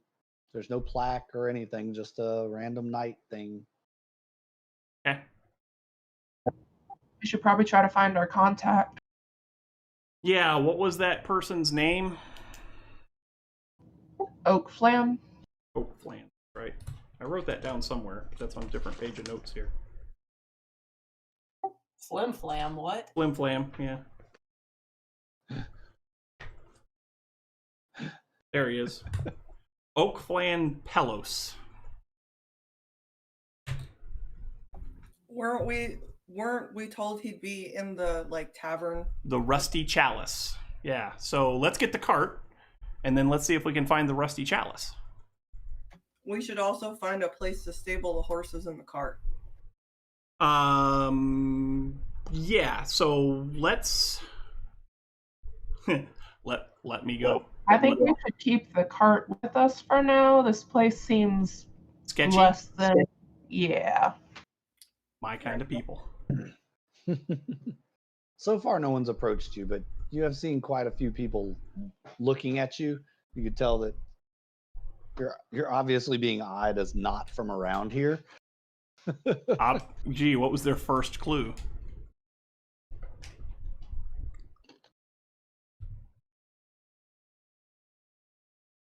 So, I guess let me talk to somebody other than the dockmaster. Just maybe somebody walking by. I just want to ask where the Rusty Chalice is, or where the Rusty Chalice is, and where is the nearest stable. Yeah, you find a guy walking along the docks, one of the dock hands, and you ask him. He says, "Yeah, it's that big 2-story building over there. Yeah, that's the Rusty Chalice, and they have stables there. So Perfect. Thank you, sir. Much appreciated. You're welcome." Fucking tourists, and he walks away. And as he's walking away, I go, fucking locals. Nice. You see what looks to be a guard patrol walking the streets too.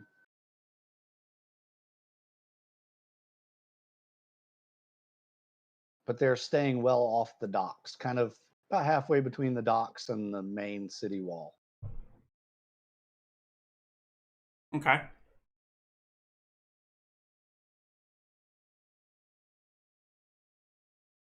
So the Rusty So the Chalice guy- is right down here. Yeah. Let's grab the cart and start heading that way. Yep.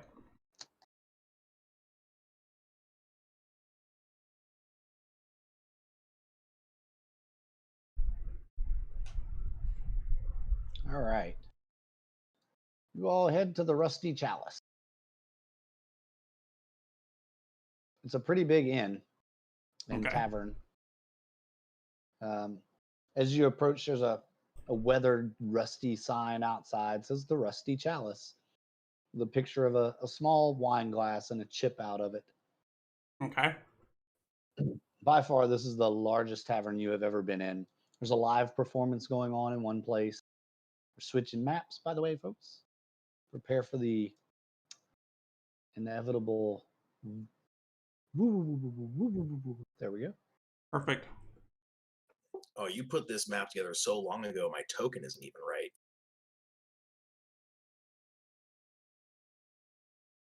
Which means that I think Kira's token is also going to not work. Your token's on here. Well, the one of mine that's with the group, I can't control. I can't. Oh yeah, because I probably didn't set. I didn't. Yeah, I haven't gone back through there. I didn't get a chance to go through those. Yeah, and so if I can that's the fix problem, that really then easy. you're gonna have the same problem too. it's really easy for me to fix. So just let me know that that's the issue, and Kira, Real just quick. drag out a new token.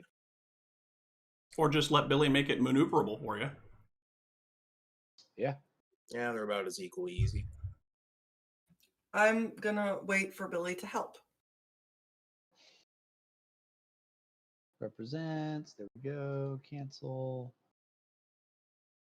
I don't think you're the only one. I think everybody's. Mine works. Yours works. Yeah, mine's fine. Mine's fine.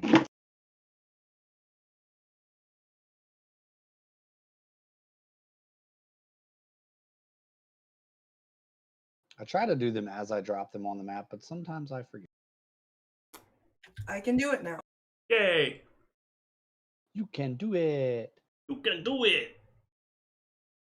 Yep, looks like everybody else's is right. Okay, so you're standing outside the inn, and it sounds like quite the ruckus is occurring inside. Okay. There's music and laughing and yelling and all sorts of things going on. There we go. Take it you guys move inside. Uh-huh.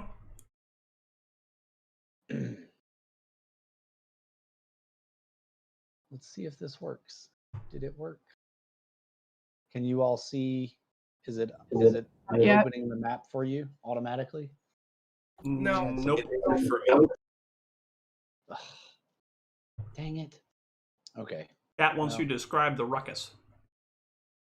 Yes. We can see now. There's music. Looks like there's a bar fight happening in one place as you walk in. Oops. Didn't mean to go that far. That's a wall there. Yeah. Um, Where's the bar fight? the bar fight is, well, from what you can tell, you can't see it, but you can hear it. Okay, gotcha. It is coming from this general direction over here. Let me get to my selector right here. It's coming from this general direction. It sounds a little muffled. Okay. So it might be kind of a back room kind of a thing? Might be. Got it.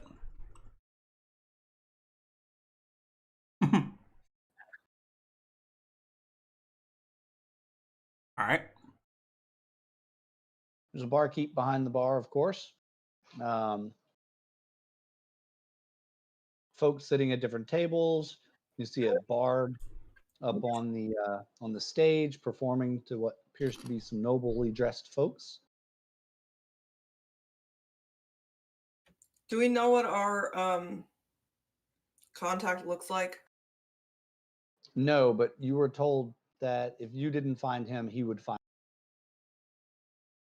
him. And that he usually hangs out at the Rusty Chalice. So if you weren't able to find him, go there, and they would be able to help you find him. Trying to make sure I have everything revealed that you all should be able to see wall to wall. All right. I think so. So you just left your horses and wagon right? Right out front. With no one looking at them. Yeah, I think somebody should probably stay with I mean, technically, I'm standing outside the door, so I can keep an eye on the cart. Okay.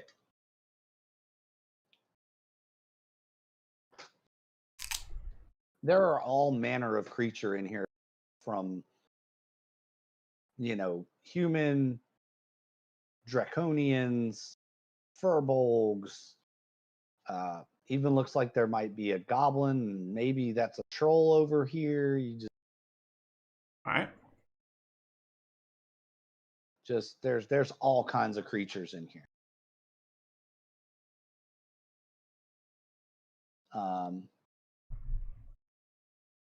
Including, I didn't get a chance to put him on the map yet. I'm going to go ahead and introduce him. This guy. It's a very fine-looking gentleman sitting over at this table, well dressed, smoking a pipe. Hmm.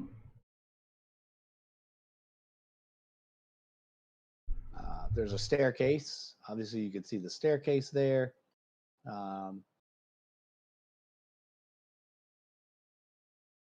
you can't see those. Let me.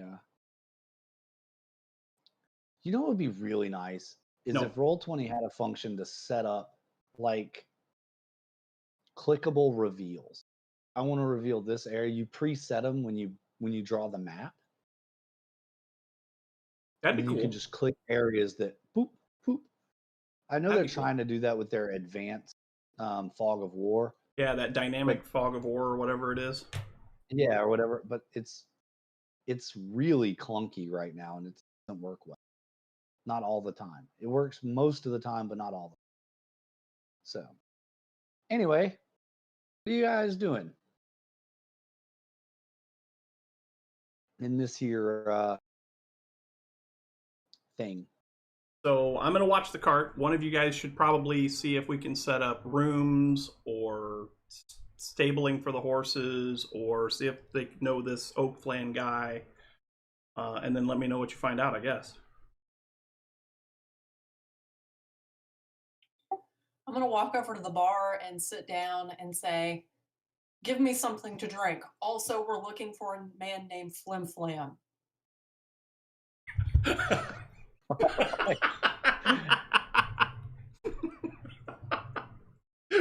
All right. The barkeep walks over to you, looks at you, says, "What do you have?" And he points up, and you see a menu over the top of the bar. Says 3 categories. It says food, drinks, lodging. And then there are a few things under each one. What's under So, drinks? we have ale, wine, dwarven ale, house ale, and hot chocolate asterisk seasonal. Yeah, Brata's like business, like straight to the point. Yeah, yeah. Do you have this special hot chocolate here? What makes it special? I mean, hot chocolate's hot chocolate, right? 1 alcohol, please. How did you know what I was going to order? Because he was here the last time you ordered it. Okay, whatever this is, and I point at the Dwarven Ale. Very well.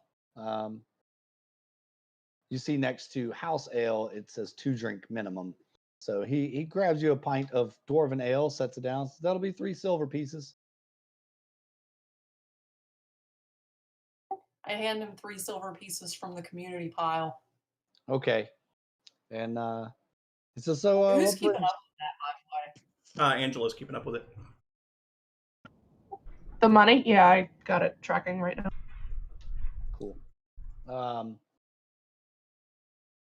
A door to the back kitchen opens and you smell food wafting out, and suddenly you're all struck with hunger as the granola bars really didn't do it for you on the boat. So you're all hungry, and all the excitement and travel of getting into the city, you've pretty much forgotten to eat. And Well, we also had those good berries earlier that said that Furbolg Yeah, said we you wouldn't didn't have to eat. Yeah, That was yesterday. I thought that was today.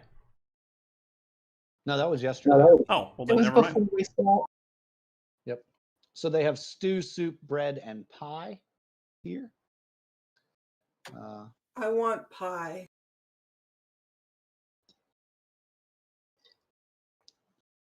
All right. So what brings you all here? You're obviously not from here. You're travelers, I suppose.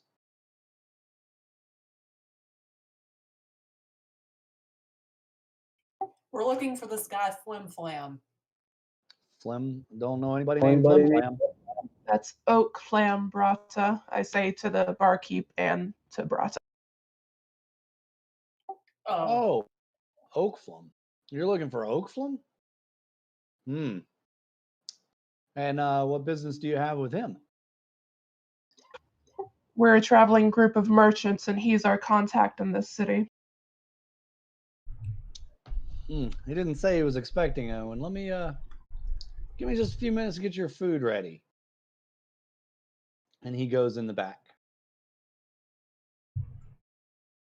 When he goes in the back, one of the other barkeeps comes out, just to kind of keep an eye on the bar.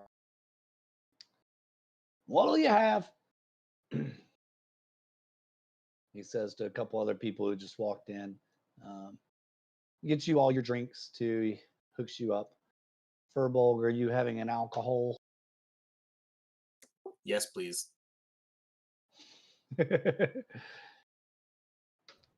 I'll order a house ale for myself and Furbolg, since it's a 2-drink minimum on that. All right. Hey, somebody get me a pint of milk or something, because I'm thirsty. Watching this card is thirsty work. Yes.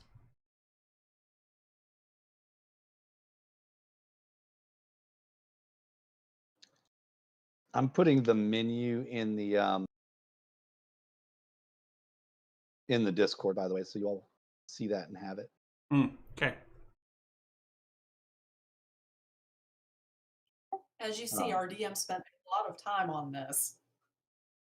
I want pie and hot chocolate. Hot chocolate and pie. You got it.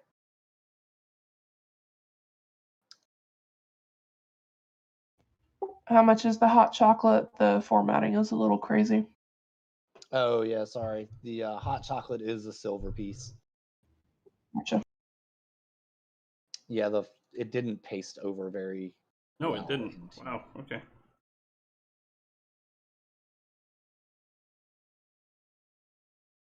There's no milk on here. Dang it. Well, they have milk because they have hot chocolate, but Fair. you could have hot chocolate with no chocolate. And it'd just be warm milk. It'd be warm milk, yeah. A liter of cola? Nope. They don't have cola. Not yet.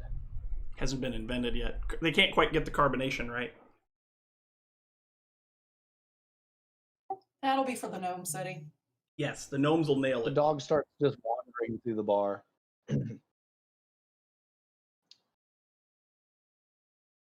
Sniffing people. Eating scraps of food off the floor that have been dropped.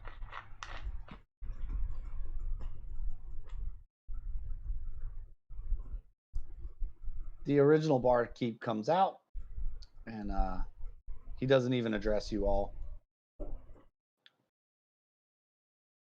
But whoa. A few minutes goes by,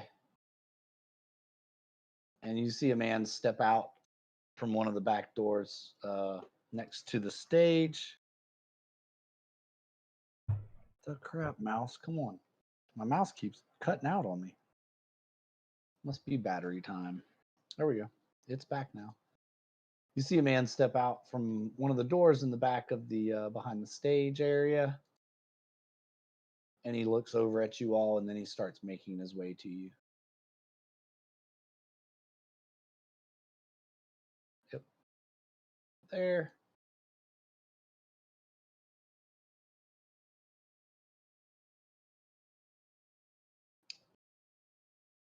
That's okay, Nuggets. We auto quote movies too sometimes. It adds great flavor text.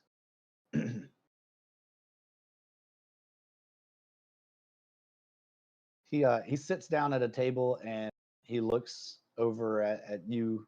You all catch his eye, and it's obvious he's wanting you to come join him. He doesn't motion or anything.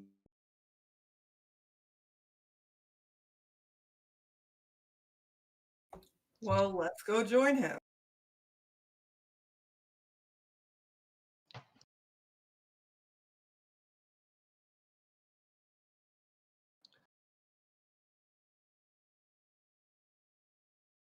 I see them going to join him, and I just shrug and follow. Okay. Brutus the dog sits on the bench. Right on. Okay.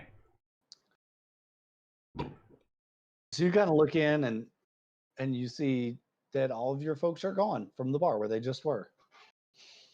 They just So- like walked off Yeah, and so left I you outside kind holding the of cart. so I kind of peek in the door a little bit just so I can get line of sight, kind of scan the room. I'm guessing I can see him now, yeah? Yeah. Okay.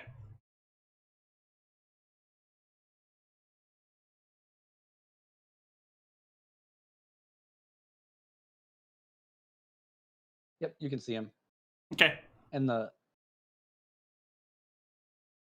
barkeep looks at you and goes, "Hey, in or out, man? In or out? Don't just stand there with the door open all night. You coming in or what?" I was just making sure I knew where my friends were. I'll go back outside. I'm keeping an eye on this cart. I'm sorry to bother you.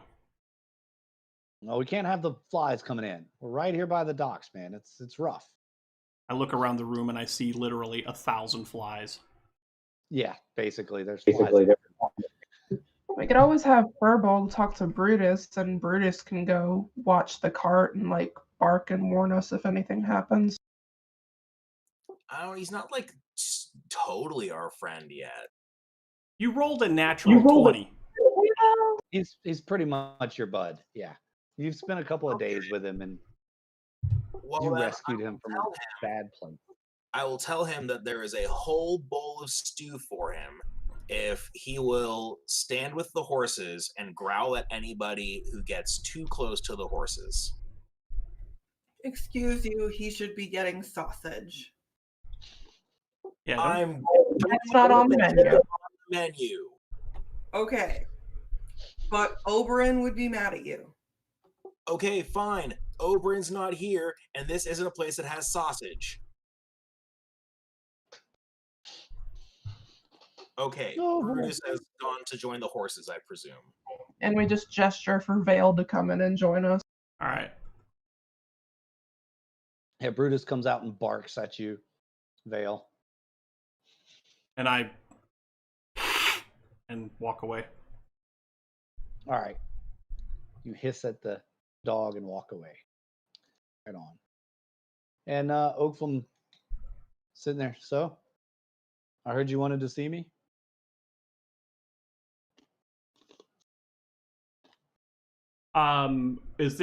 Would the orphanage have given us any way to verify that this is the person that we want to talk to, like some kind of symbol or something like that only he should know? Like, I'm thinking covert operation here, but I don't know. Right. Well, they did tell you that he's a member of your, and you know that there are order passwords and things like that. So, Okay. So, You know, so there are I'm guessing that secret I'm guessing that handles. there's an initiation passphrase that we would say, and then only he would know the response. yeah, something like that, or Okay, Something so along those I make that initial passphrase greeting, and what is his response?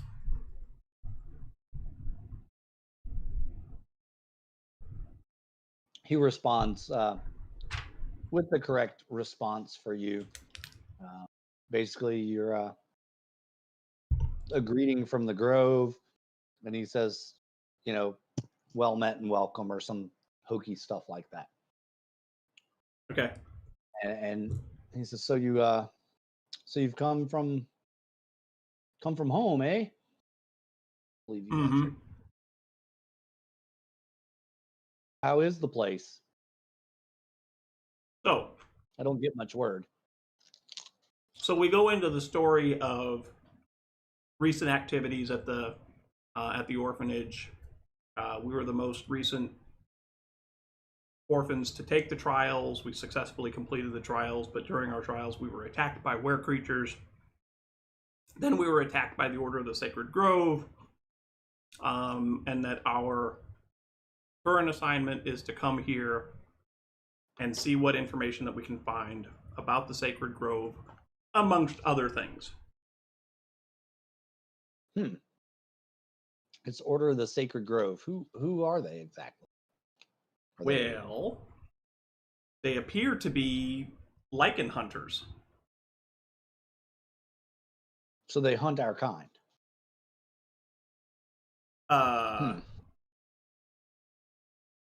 What do you mean, our kind? Well, I mean, if you went through the trials, you've all turned, right? Wait, I'm sorry, what? You've all turned, right? I mean, were you bitten? Yeah, but Have you been through an entire cycle yet? Wait, whoa. I feel like we need to back up here for a second. That was supposed to happen? Yeah. Everybody gets bit. And I look at my friends, and I'm assuming that we all have the same puzzled look on our faces about no, we didn't expect that. We weren't told that was going to be something that was going to happen, and after it happened, we were all lied to and told that wasn't part of the trials. If we told you you'd been bitten, would you have taken the trial? Fair question. Yes. Fair question, but even after we had been bitten, we were told that wasn't normal, that shouldn't have happened, and that they were very sorry that it happened to us. Then something went wrong. Were all of you bitten during the trial? No. See, because it's supposed to be everyone. If everyone's not bitten, then something went wrong, and you were apologized to because, well, some of you may not have the gift. That's what the apology was for. Uh-huh. So we can remedy that. That's not going to be a problem.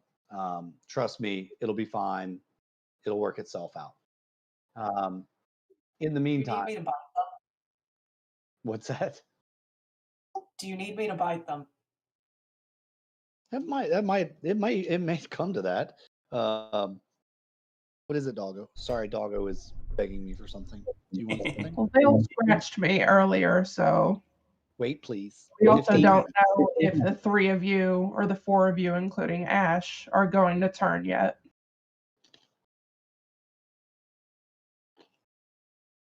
Yeah, no one has turned yet. So Right. Were there 3 of us or 4 of us that were bitten? 4. It was just me and Sariel that weren't bitten. Okay. Mhm. All right. And he looks at you and goes, come to think of it, I did receive a message a week or so ago about expect some visitors soon. I'm guessing that's you all. I mean, I was expecting, something a bit more, but if you're it, then you're it. So this is what they're sending. This is what they want us to do. The Order of the Sacred Grove. I'll tell you what, I'll put out some feelers, see what information I can drum up about them. In the meantime, you should explore this fine city and see what it has to offer. For our kind, it can be very rewarding here. Can also be very dangerous. what do you mean by I our recommend- kind? Well, lichen kind, we all have the ability to shapeshift. It's a blessing. It really is. Once you can learn when it's going to happen and how to control it, it's a blessing.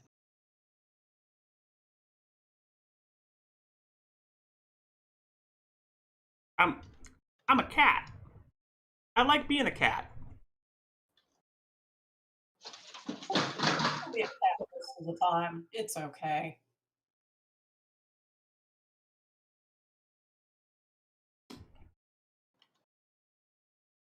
You can see by the look on Vale's face that he is not at all pleased with this recent revelation that, after all, this was supposed to happen. He was supposed to get bit. He was supposed to be infected with lycanthropy. And he is pretty livid right now. Yeah, he's not happy. And you all feel about Furbolg doesn't like being lied to, but he's not upset with the lycanthropy part. like he kind of already is a lycanthrope as a druid. Like, Mm-hmm. I can see that.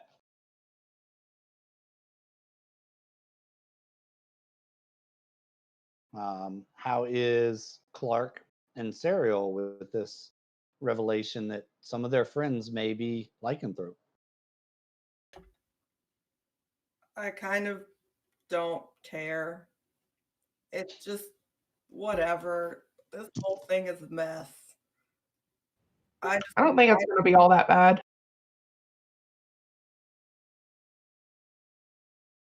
Well, Oakland says it's a true gift. So if you haven't been through a cycle, one's probably coming soon. Depends on which moon is stronger to you as to which one affects you the most. So just be aware and watch for subtle changes in your behavior as the moons get full. And when is the next outside of like character to DM question? When is the next full moon, and which moon is it? It is the next full moon is Centauri, and it is in about a week and a half in game days. Okay. So it's not like it's going to happen tomorrow. Okay. Also not going to happen this session. In the mean, yeah, not going to happen this session. Maybe next session, but probably two. Okay. Oakland says, "Look, I would keep my identity close. This isn't a city that is going to be friendly to anyone. So just be careful who you tell that stuff to." Oh, I don't plan on telling anybody that. And then I go into, you know, the cover story that we used to get here, that we're a merchant shipping company called FedEx, and go off on that tangent. So FedEx, that's an interesting cover. Do you have do you need a backer for that? I mean, that's a really good thing. In fact, I mean, yeah. I might be able to connect you with an individual that could really help get that off the ground. You can see him kind of rubbing his fingers together. You can see him thinking.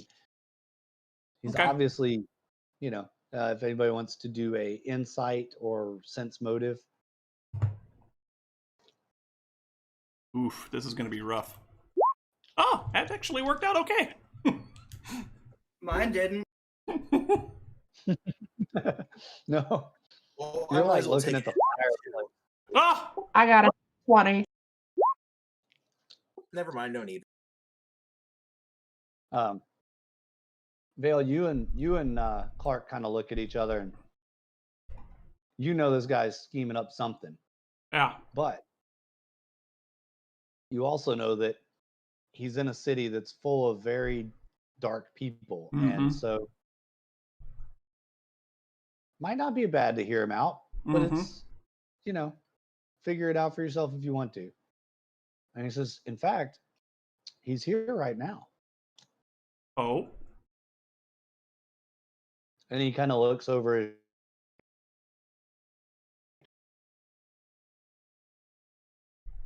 Over it. Oh. Dressed gentleman smoking the pipe. Tiger up top.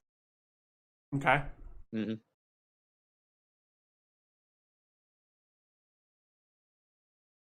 If you'd like, I could make an introduction. And there's a possibility you could land your first job tonight. Yes, Anvil, Diamond, everybody is working. Even our PCs are playing an angle. I just don't know what that angle is, and that's what makes it so much fun.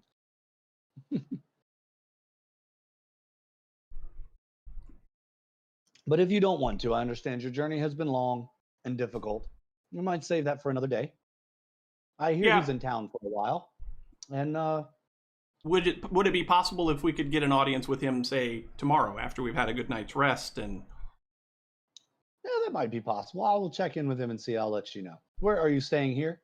Well, we were going to inquire about rooms here. I don't know that. Have you guys asked about rooms yet since you've been in here? No, not yet. And we need somewhere safe to store our cart and our horses. They have a stable here. Anything of value, I would definitely take. Okay. And make sure that your horses are marked in some ownership manner. That way, if you see somebody with it, you'll know, well, that they stole your horse. There's no guarantee of security here. So I go out, I say, excuse me for a minute. I go outside to the horses and I take my dagger, and on the back hind quarter on the left side, I start shaving the initials FedEx into the hindquarters of the horses. Just shaving their fur off. Yeah. Dog starts barking very loudly, and the horses are not real pleased with this at all. Well, I guess I have to go give the horses some berries now.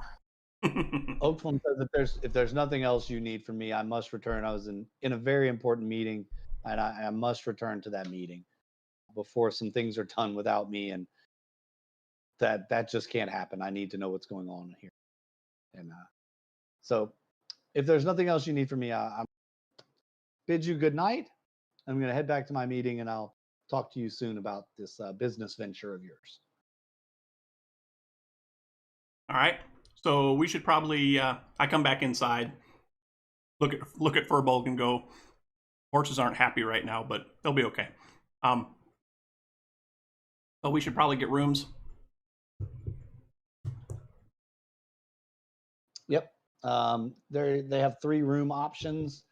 Stables are 2 silver pieces per day. A single room is a gold piece per day, or 2 silver pieces per hour. Oh, Yes, they have hourly rates at this establishment. fancy. A double room is 3 gold pieces a day, or 5 silver pieces an hour. A suite, which sleeps up to 6 people, is 5 gold pieces a day, or 1 gold piece per hour. Do we all want to stay in the same room, or do we want to double up, or how do we want to do this? A suite's the most cost effective. Correct. Then let's do that. All right.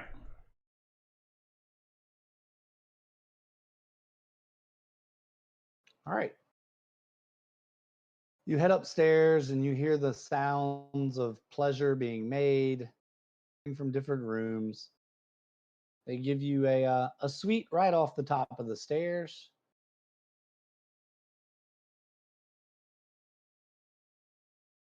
Map's all black. There it is.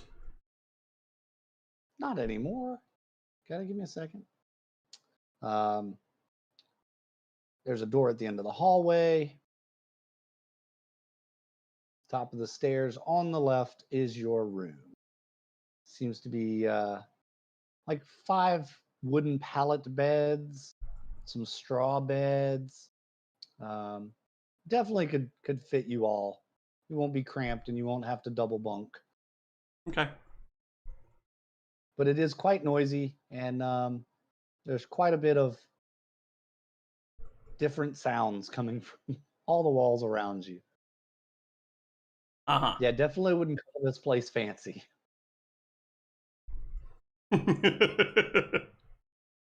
Fancy.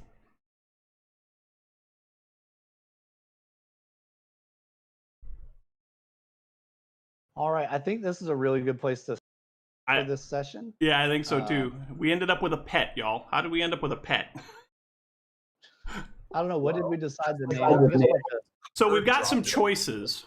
I wrote down some choices that chat had put out earlier. We have cat. We have Cat. we have underdog. Ooh. Harry Potter, Barkley, and Mr. Fluffers. I like Mr. Mr. Fluffers. Fluffers.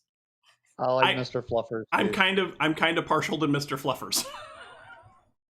Mr. Fluffers it is. Mr. I was gonna say, if Fluffers, anyone the adamantly opposed to Mr. Fluffers? 'Cause- Mr. Fluffers, the CEO of FedEx.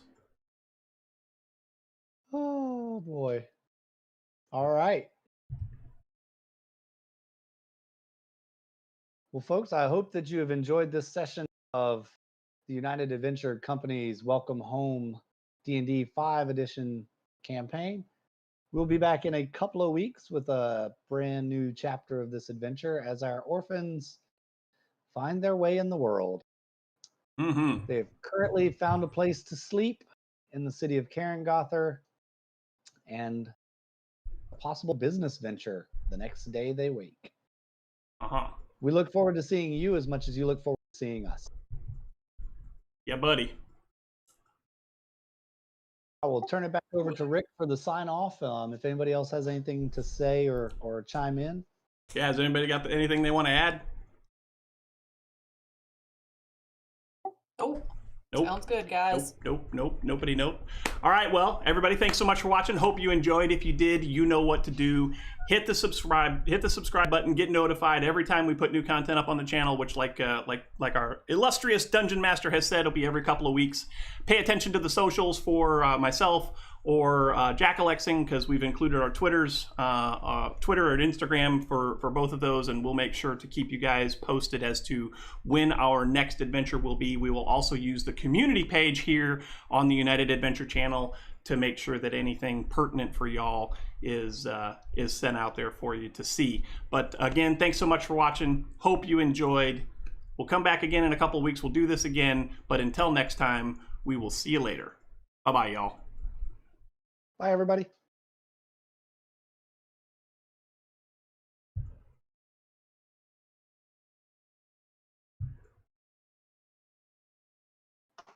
And we are clear.